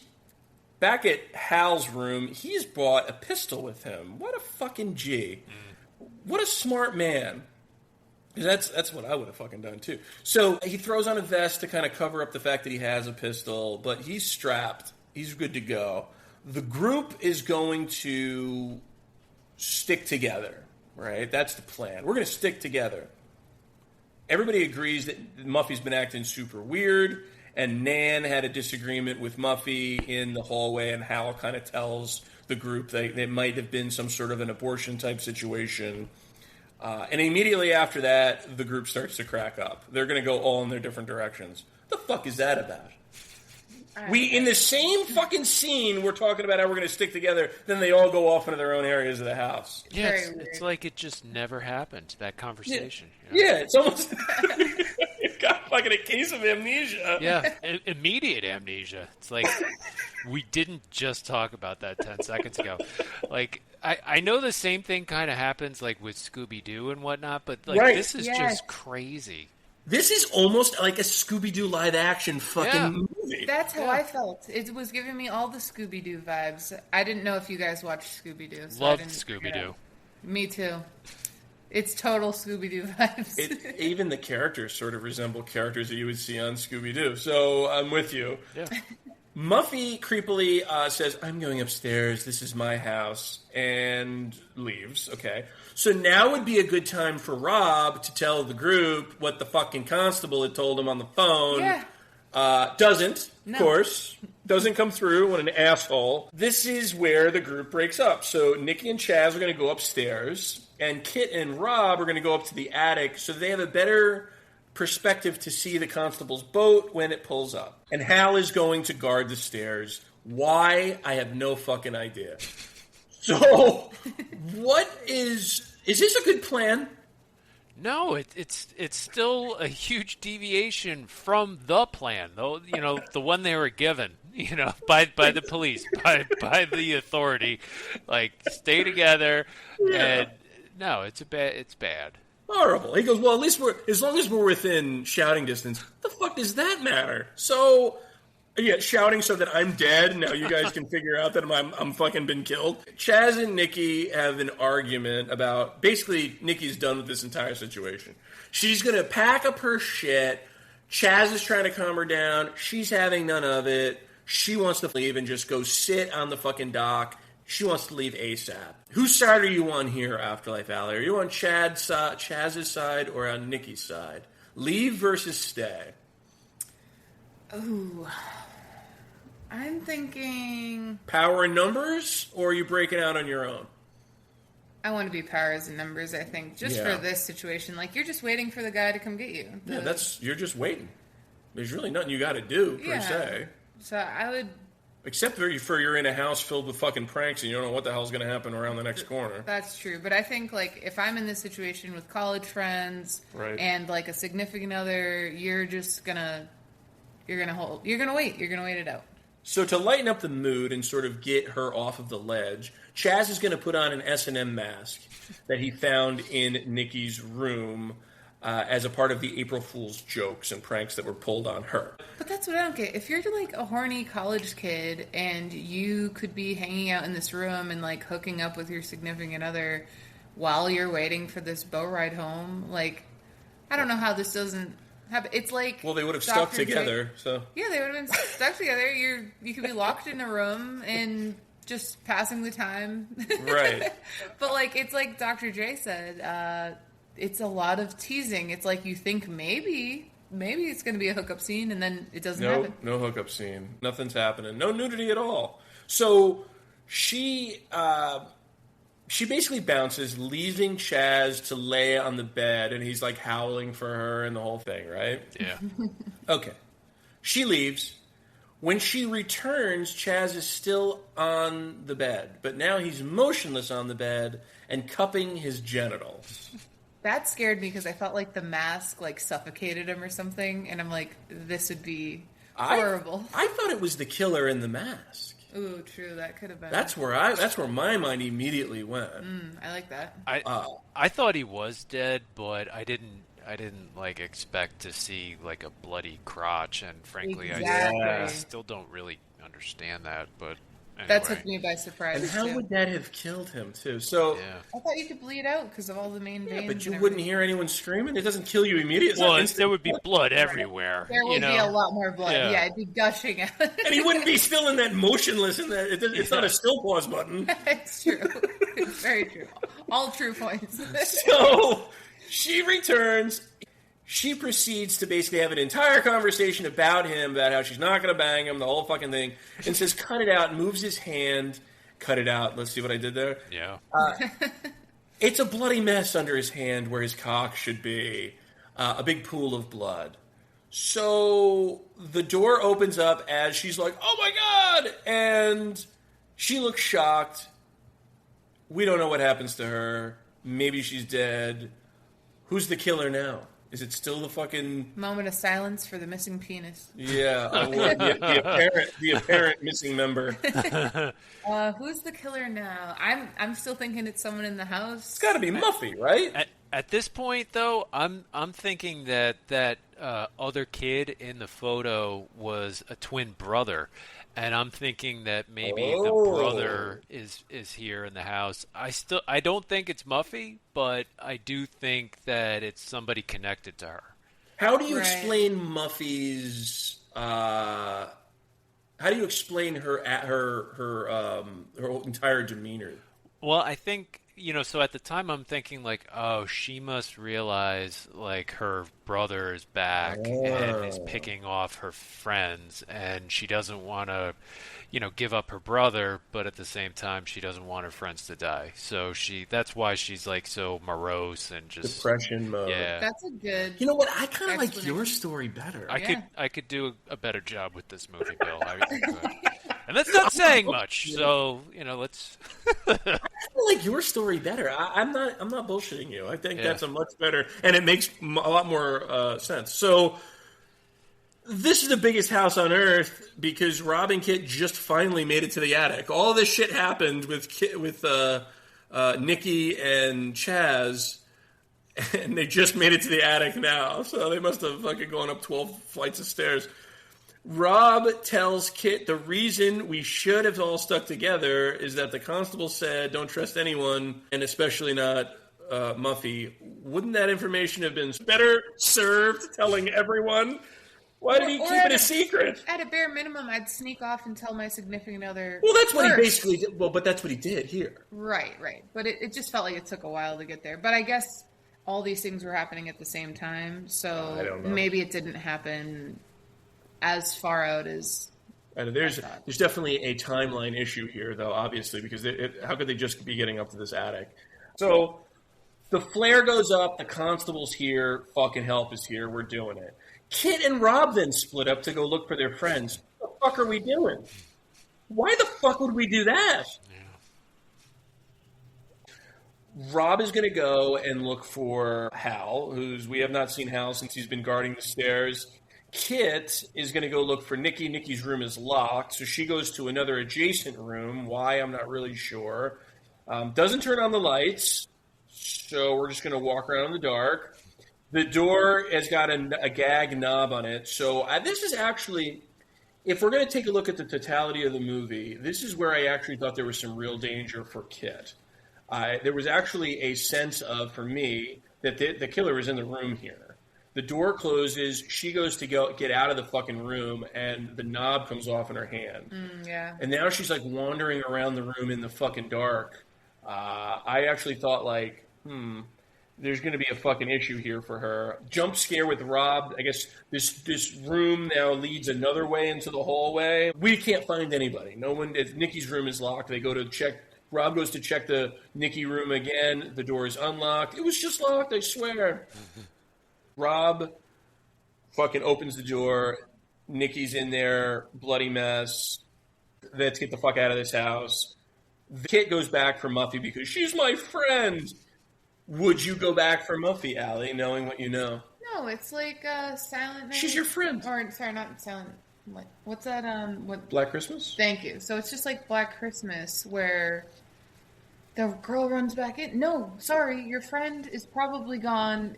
Wait for the cop to go inside. So you're just ditching your friend. At that point, I think you got it. You were told to stick together. Wow. Nobody stuck together. I can't control people taking off on me. It ain't my problem. She's dead. Yeah. I mean, like if I'm these people, I feel like at this point I don't understand what's going on, but I know enough that like Muffy is involved in it somehow, and that's enough for me. So I'm like, okay, you're, at best you're on your own, kid, and at worst it's fucking you. So I'm not looking for you. I guess I guess so. So she goes to get Muffy, and Hal is hogtied and hung in the room. What the fuck happened with Hal? What happened to Hal is he got fucking killed. So Hal is off the board. He's no longer a potential suspect. I never thought it was him anyway. Me either. They book it. They run out of the house. Fuck the door. Leave the door open. We're out, right? We're running towards the dock. The constable, I guess now we find out his name for the first time. The movie's almost over. Constable Potter is nowhere to be found. There's no key in the boat, but there is a letter. Curiously enough, it says the patient, St. John, is in a loony bin for 3 years and is considered extremely dangerous. And we get a Vassar shout out at this point. Whoop, whoop, Poughkeepsie. Yeah. Letter isn't about Muffy because she's been at Vassar for the past 3 years. So this is now leading you to believe that there's someone else named St. John that's come back to the island and potentially wreaking havoc on our friends.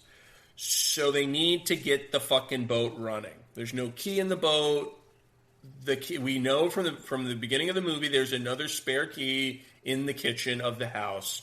Do you go back? Well, no, and I feel like this is a plot hole because the spare key was in the kitchen, but Muffy told the constable that's where it was, so then the constable went and got it to get the boat and drive it away. The key wouldn't still be there because the constable has it. Well, here, I think she said there's a spare key under the boat seat, and there's another key up at the house. Oh, all right, I missed that. All right. Yeah, but here's, I agree with you that there's a plot hole. We didn't agree on the location of the plot hole. Where the fuck is the cop? Yeah. Where's the cop? Yeah. Where the fuck is he? Yeah. So why would you go back into the house where there's a cop somewhere on this fucking island? Why don't you just stay by the boat? You know he's going to come back to the boat eventually. Yeah, I'd hang by the boat. Fuck the house. I'm not going back into that fucking nightmare. So, all right, we're going to go back into that nightmare, though. We got to go get the key. Okay, so they go back. All the doors have been closed now. Closed and locked. So they got to find a way into the house, which leads us to the beginning scene where she propped the basement window open. We're going to crawl our asses through, belly crawl into a cellar window. They go in, and they discover that there's blood literally all over this fucking basement, that Muffy's clothes are in the furnace and burned. I didn't really catch on to the fact that they were Muffy's clothes. Nor did I. I didn't know. They needed to tell me that. They told us that, so it's the only way I think that was going to be earned information in that way, I guess. Yeah. And big reveal, Muffy and Buffy have a height chart on one of the walls in this basement. Muffy and Buffy. Muffy and Buffy. Predates Buffy the Vampire Slayer. So Muffy and Buffy are twins. That's the big reveal. Did you see that coming at this stage? I think I was kind of leaning in that direction. We're leaning there. Yeah. Yeah, I knew they were twins. I thought it was a boy. A boy, though. Yeah. And you know, with the name Buffy, it could still be a fucking boy. It doesn't have to be a fucking girl. But, because Muffy, this is the strangest names on earth anyway. Yeah. So, this basement is filled with fucking fun. We've got a picture with the eyes cut out, like a painting, and it's got like real eyes behind the painting. Yeah, that's so scary. It is scary. Another classic Scooby-Doo. Yes. Yeah. That's so true. Wow. You just blew my mind with that. So, another classic Scooby-Doo type situation. They're going to pull that painting away to expose the head of, I guess, Muffy. Right. The head falls out, and Kit, like, catches it, like someone threw it to her. I got some questions about this. I'm gonna fucking stand by on this. The painting scenario is very scary, I think. Oh, yeah. Especially in the environment that we're in. We're in a basement, the whole thing. Right. Why do we need to move the painting? I would just whack the fucking shit out of it. To see who it was? Fuck that. Right, hit it. Yeah. Fuck moving it. I'm not fucking moving it. I'm hitting that motherfucker. So we decided that's the lane we're going to pick. We're going to move the painting. Why did the head jump the Kit like that? Why did it defy gravity and not fall down to the ground? Why did it jump in her hands? It's like the cat. You know, I mean, those are all really good points. like this, none of this is defensible. Like, none of it makes any sense.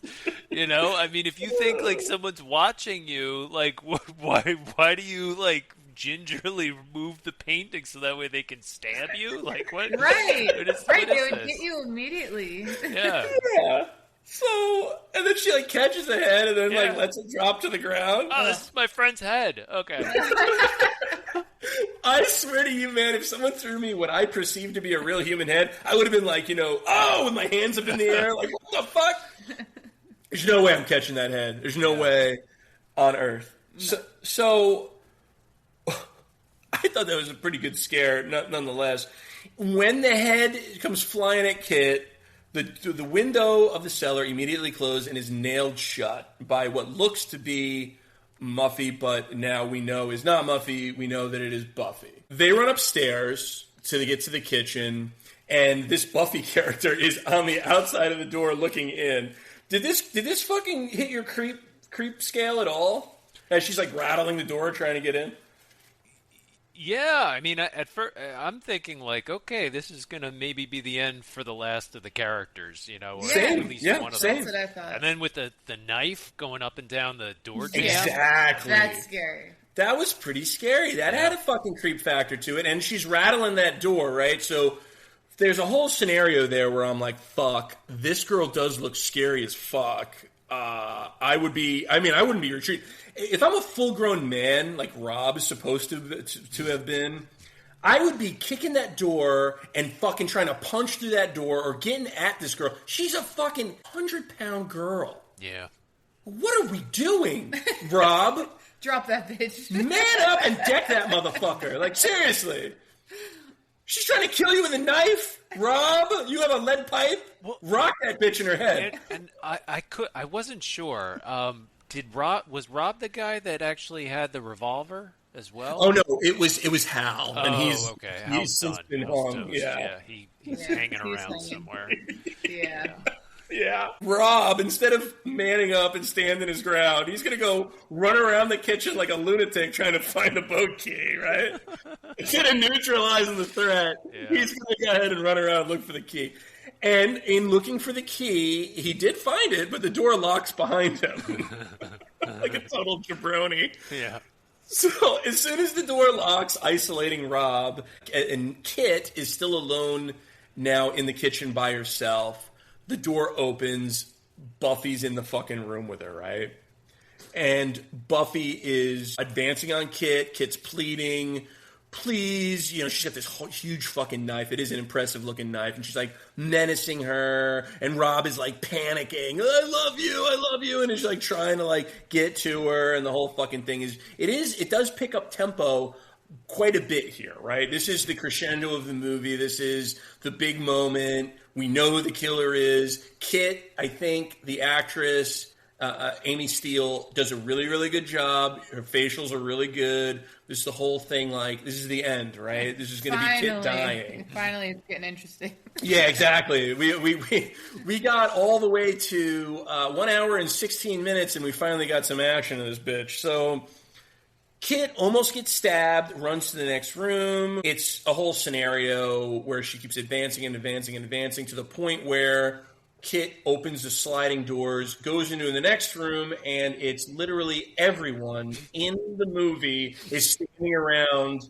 looking, talking, drinking, leaning on shit, reading. I'm surprised they're not immediately like April Fool. They all like ignore her. Everyone is there and is acting like these two assholes aren't screaming in the next room. Right. Yeah, I think it's just to fuck with the two last people even that much more. Like make them just totally question the nature of their reality. Right. That's true. I mean, it's like next level mindfuckery here. Yeah. Like no one's nonchalant. Yeah, no, exactly. It's just like not a care in the world. Like, oh, I'm sorry, were you just running for your life? We've just been waiting here for you. Yeah. We're bored now. So Kit turns back around to where the killer that she thought 8 seconds before was advancing on her, and she like stabs her hand with the fake knife. There's no fucking knife at all. It was all a big ruse.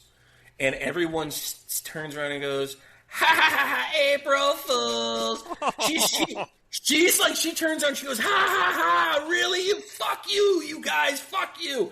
Which everyone reacts, ha ha, April Fool's, the whole thing, right? Such real funny. Fuck. This is the ultimate gaslighting. This is like the most gaslighting movie of all time. Yeah. Gen Z would be very triggered right now. So meanwhile, Rob is still in like the pantry where the keys are, freaking out. Oh, Kit. I love you. I love you. Fucking somehow Buck, the guy with the eye hanging out, is in the pantry with him. There's like an access point in the pantry, I guess. With the eye hanging out, rips off the prosthetic of the eye hanging out, slaps it on his face. Rob still doesn't understand that it's a fucking joke. He's like falling down trying to get to Kit. That would be so traumatizing. April Fools! You got got. So, yeah, this guy will never sleep again. No. And everyone's laughing and jeering at him and everything. Did you see this ending coming? Be truthful. No. Did you see this ending coming? No, I absolutely did not. I thought it was all real up until this point, and I was honestly quite bored most of it because I'm like, it's such a slow burn. And, like, there's so many things to pay attention to. Like, my ADD ass is, like, so confused. But, no, then it turns into, wow, those are all really good pranks. Yeah. And, yeah, just holy shit, you're going to be traumatized for the rest of your life, though, and constantly questioning your reality. So we're pretty routine on this show at Horror Movie Mavens. I did not go over a kill count because the kill count is 0. There have been no moment of silences because no one has actually died. Mm-hmm. And it's a Horror Movie Maven first that we reviewed a movie with literally no deaths at all, no kill count to be offered. Whether it's good or bad or indifferent, that's a Horror Movie Maven history. April Fools! April Fools! So, what about Dr. J? Did he see it going this way? No, I didn't see it at all. It just totally threw me for a loop, and I didn't like this ending. I didn't at all, but why not, right? Yeah, why not is right. It's definitely unique, and I agree. I think it's a bad ending, and it doesn't make a whole lot of sense. It's kind of in alignment with the rest of the movie. And I do think that, I come off like a big fucking fanboy for Amy Steele. That line that she delivers, ha ha ha, fuck you guys. I think that's actually a pretty well-delivered line, if nothing else. Yeah, for sure. That's real. I just think it's such hogwash that the ending is like everyone's like sitting around like. Well, just like imagine that adrenaline dump. Yeah, like that's 100% how you would react if your friends fucked on you so hard like that. Absolutely. So, because you're trying to like calm yourself down and be cool, but you were literally just fighting for your life. Yeah, you thought you were going to die about 2 minutes before. A huge explanation is given. Muffy's got to prove to her Daddy Warbucks apparently, that she can keep the house as a part of the inheritance, that she's going to be able to afford to keep it. So she's going to make it into a bed and breakfast. It's really sort of a murder mystery theme. And is this a good idea for... I mean, the fucking insurance has got to be off the chain for something like this, as remote as it is. It's pretty cool, but yeah, how is Muffy not scared for her own life? Like, people could really snap and actually hurt her or try and kill her. How about, like, Hal with a gun? Yeah, exactly. So... Well, I'm sorry, I just got to say this. Plus, it doesn't make any fucking sense. The reason why these people who weren't in on the prank were so scared was because they didn't know it was there. Right. If you're looking to make this a business, you're advertising it as murder mystery, and you're not going to have the same effect because those people are going to know they're paying for some like crazy shenanigans. So it doesn't make any fucking sense. It's like a game of Clue, though. Maybe she's not always the but then why put your friends through this shit? Yeah, I don't know. That's again very confusing. It's really dumb, actually. It doesn't make any fucking sense. Yeah. So. We got Skip, who's actually her brother. We got the uncle. We got fucking Buck, the makeup artist. We got the fairy guy who was in on it too, who comes off as a real fucking jabroni. Once dead, they were brought in on the prank, but not before. And this was a big dry run. Would you be cool with any of this if this happened to you? If your friend invited you to your fucking house and you actually thought you were fighting for your life, would this be cool? Would this be cool with you? Nah. No way. Fuck that. Way too Fuck far. That. Yeah. Way too far. Yeah. Way too far. Far too far. So she had some wild cards, right? She didn't expect the snake to pop up when Arch got ensnared.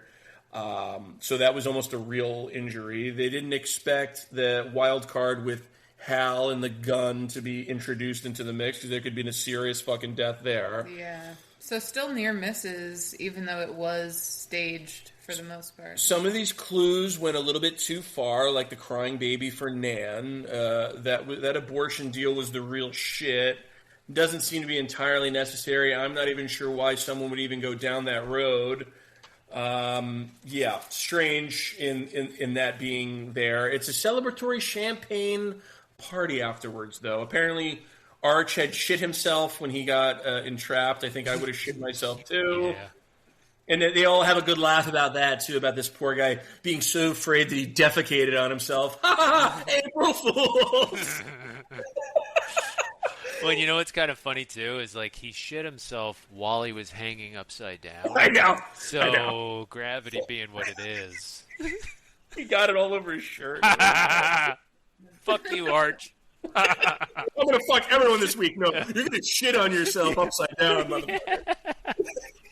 So, I guess we decided to wreck the house because at the end of this whole thing is a big celebration and we're just literally spraying champagne all over this $1 million home.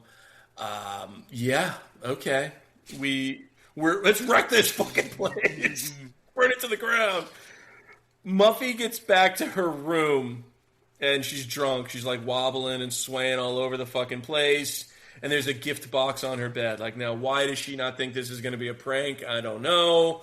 Regardless, she approaches the fucking box with a lot of intrigue, opens it. It's another Jack-in-the-Box.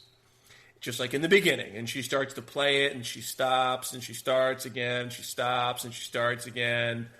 And as soon as the Jack-in-the-Box pops up, somebody comes from behind her and tries to slit her throat. And she's like, ah! And like fake blood and the whole fucking thing.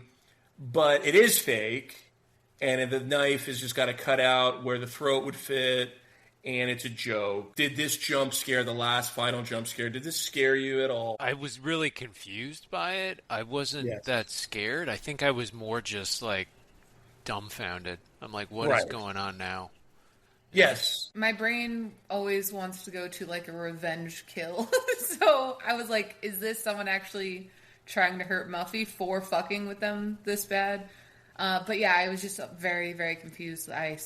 Who the fuck is this person and why she like kiss her and all the things. So here's the thing, and this is my theory that I talked about in the beginning. The big reveal, the big Bad Luck Bill reveal.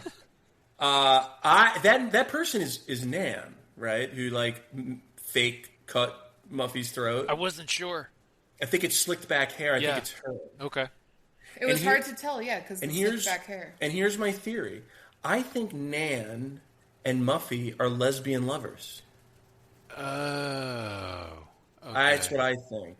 Because I don't understand. She's so all about Muffy, right? Yeah. Oh, she's so great in that play, and and then like she's so upset about the abortion deal at her because I feel like there's some sort of additional relationship there. And then in her bed later, the jump scare results in a kiss. I feel like that's even more so intimate, and she looks almost completely different with the slicked back hair. What do you think about that theory? Do theater girls, like I grew up playing softball, so I always have a reputation. There's lots of lesbians in softball. Oh yeah, you must be a lesbian because you play softball. Absolutely not. Just I like dudes, but is there like also a reputation maybe for I don't know. theater girls? Well, theater guys, there's a reputation for being gay. That's true, but I mean, I don't know much about theater girls, but you know, like you're saying, the theater guys more flamboyant. And I'm not saying that Muffy needs to go out and bang Arch, but Muffy did reject Arch's advances earlier on in the movie. They both were rejecting all the guys' advances, like especially in the beginning when you're saying how the guys dropped Nan's bags. It's like maybe she was putting out lesbian vibe. Yeah. So and just want to make sure everybody understands. There's nothing wrong with that. I'm just thinking that might be a theory that could play out. Who knows? At that time, like when this was shot and everything, it was a very different world, and like certainly. You know, I think right, like they were more closeted and secretive about it. It's kind of like almost taboo. And actually, there was a moment too when maybe Nan was in the kitchen earlier with like some other girls, and they were reading like some sort of Cosmopolitan. And they were like, "What would you rather have, like sex with another woman, or?" And I'm just like, yeah, that's right. There was a mention of that. Yeah. So, whether it is or whether it isn't, that's my 2 cents. Final thoughts. I'll do my final thoughts first. I rarely do my final thoughts first. So, I thought it was a relatively fun movie. I liked it. Probably never need to see it again. I'm glad I did see it. It's a very ultra non-violent slasher. I thought it was decently acted, surprise ending, even though I thought it was a dumb ending. I thought it was a surprise, genuinely shocked me. Although ultimately I felt like it did fall flat, and I did not love the story. I just thought it suffered, we already touched on it a bunch of times, it suffered from an energy problem, and it suffered from a confusion problem. Are my chief bugaboos with this movie. Immortal Dr. J, what are some of your final thoughts? So I thought it was a ridiculous movie, really like from beginning to end. I didn't like the ending, but I did have a lot of fun watching the movie. There were tons of moments where I was really on the edge of my seat thinking, like, oh, wow, somebody's about to get stabbed, or, the suspense was high. So I thought that they did a good job of that, and it would probably the only horror movie where I consistently laughed, really, like, throughout. Yeah. While having those moments of, like, suspense, and, like, one of my favorite fucking scenes is, they're running through the house for their life at this point. They know there's a killer in the house, and they for some reason they go into one of the bathrooms and like one of the girls uses the sink in the bathroom and she gets fucking sprayed right in the face. And it was another moment where I just like guffaw out loud, you know. It's just like these characters, some of them get trolled so hard, like when they're running for their lives, you know, and I'm just to the point of like sheer panic. Yeah, and I'm just like, wow, she just got hosed, and meanwhile, like, there's a killer outside, you know? It's just like, so, I mean, I found the movie overall, like, very amusing, but, yeah, it's a fucked up, weird movie, and I get that, like, it's some sort of statement on, like, maybe people during the 80s, you know, life was good, it was easy, so you had a bunch of, like, I just don't know what the message is, you know? But, I don't either. Yeah. But it's a really good question what the message is. Yeah. I have no fucking clue. Afterlife Allie, what are some of your final thoughts? So it took 2 takes for me. The first time around I tried to watch this, I fell asleep because I was just like so bored and like it was too slow. Oh, that's not a good review. There were like some jump scares and like some suspense kept me going, and then I just gave in to the darkness. I fell asleep. So then I'm like, okay, take 2. I gotta watch this movie because I woke up at the end. So waking up to the Did it scene, ruin the ending? No, not at all. I woke up at the end of where the girl kissed the other girl on the cheek. Oh, okay. That's the very end. That's very disorienting. So I was like, oh, now I need to see this because I'm like, who is that and why did she kiss her and like fake cut her throat? So I had more questions, which motivated me to try again, watch the movie. So first time around I was more confused, but second time watching it, it's like I was able to keep some of the characters, like their names more straight and all that kind of stuff. So, it's a slow burn. I'm happy I watched it. It was an interesting ending and take. Like, I've never pranked people this hard. Nor should you. Don't get it. No, no one should ever. Actually, this would be very fucked up. I think it borderlines on criminal. Actually, yeah, it was. Yes, it does. Bad Luck Bill, are those space pants you're wearing? No. Because your ass is out of this world. Oh, wow. Who's back with the fucking pickup line? All right. I like that. I did have a guy friend that would use that on his potential conquest quite frequently, so he would crack me up with those corny lines all the time. Those pants have mirrors because I see myself in them. Exactly. All right. Pumpkin ratings. This movie ends, by the way, with the Jack in the Box fucking have a jester wink at us. If it didn't get as ridiculous as it already was. It was like Krampus Jack in the Box vibes there. Yeah. Pumpkin ratings. Allie, give us your pumpkin rating. I'm going to go 1.5 pumpkins. I was happier with the end after actually watching it, but if a horror movie is putting me to sleep, it's not breaking 2 pumpkins. Yes, that is a very good gauge of where a movie should be. Immortal Dr. J, what is your pumpkin rating for April Fool's Day? So I think Allie's is pretty much on the money, but I really did find this movie entertaining, and there were moments of real surprise for me. So I'm going to give it 2. I'm going to do a little better. Yeah. I'm on the board with you, Jay. I took it to a 2 pumpkin rating as well. There is just something about it that has some sort of charm to it that kind of made me feel like 2 was better than 1.5, but man, I can totally understand why Afterlife Allie gives it a 1.5 because I was on the fucking edge there for a minute. We do have a special announcement here, and the people on this podcast don't really know that I'm going to announce this either. This is going to be our final episode of Horror Movie Mavens. It's our farewell episode. Little did anyone know. I had really such a hard time with this decision, but I had such a great time entertaining all of you guys. And I want to thank everybody who contributed, Tombstone Tom, So Subtle Sassos, Afterlife Allie, the Cavalcade of Stars, Immortal Dr. J. You guys have really made it special to do this podcast. And I feel like this is really a natural point to sort of sail off into the sunset and sort of say our goodbyes. So I hope this isn't too much of a shock for everybody involved. But I think I'm going to cry. You're going to cry? Oh, well, don't cry. Jay, thank you for being who you are, man. I really do appreciate you, man. Jeez, man. April Fool! I knew it! I fucking knew it! I was going to kill you. My heart sank. Well, the real surprise is on you, Bill, because as soon as you turn around, you're going to see a Jack in the Box. And it's going to fucking wink at you. You to scare you to death. Yeah. All right. Well, with that being said, my Mavens. I got him. Next week. That will be entertaining for the listeners.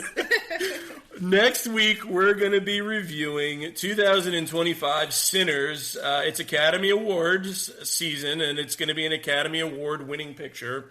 And I'm really, really excited to review Sinners. It was a fucking badass movie, and we're going to do a deep dive into that movie, and I'm pumped. I'm pumped about it. Yeah, that looks great, man. Good for you. Did you not see that? No, I haven't seen it yet. It's been on my radar for a while. I just think it looks so fucking cool. It's worth it. It's totally worth it. And watching it a couple times through is it makes it better every time I watch it. I swear. The second time through is even better than the first. I agree with that. So that's your new assignment, Mavens. That's your assignment of the week is 2025 Sinners. We thank you so much for listening. We do want to hear from you. Leave us some feedback on Podbean, on Instagram, on our any of our other social media platforms, TikTok. If you want to check us out, give us some show ideas. Follow us on all those platforms. We'd love to hear from you as far as movies you'd like to review and just about anything else you wanted to talk to us about. We have our Color the Killer competition wrapping up. We're going to announce a winner on April 1st. April 1st, going to be the first ever. So, in the meantime, enjoy those horror movies, everyone. Stay scary out there. For Immortal Dr. J and Afterlife Allie, I'm Bad Luck Bill. We'll see you on the flip side.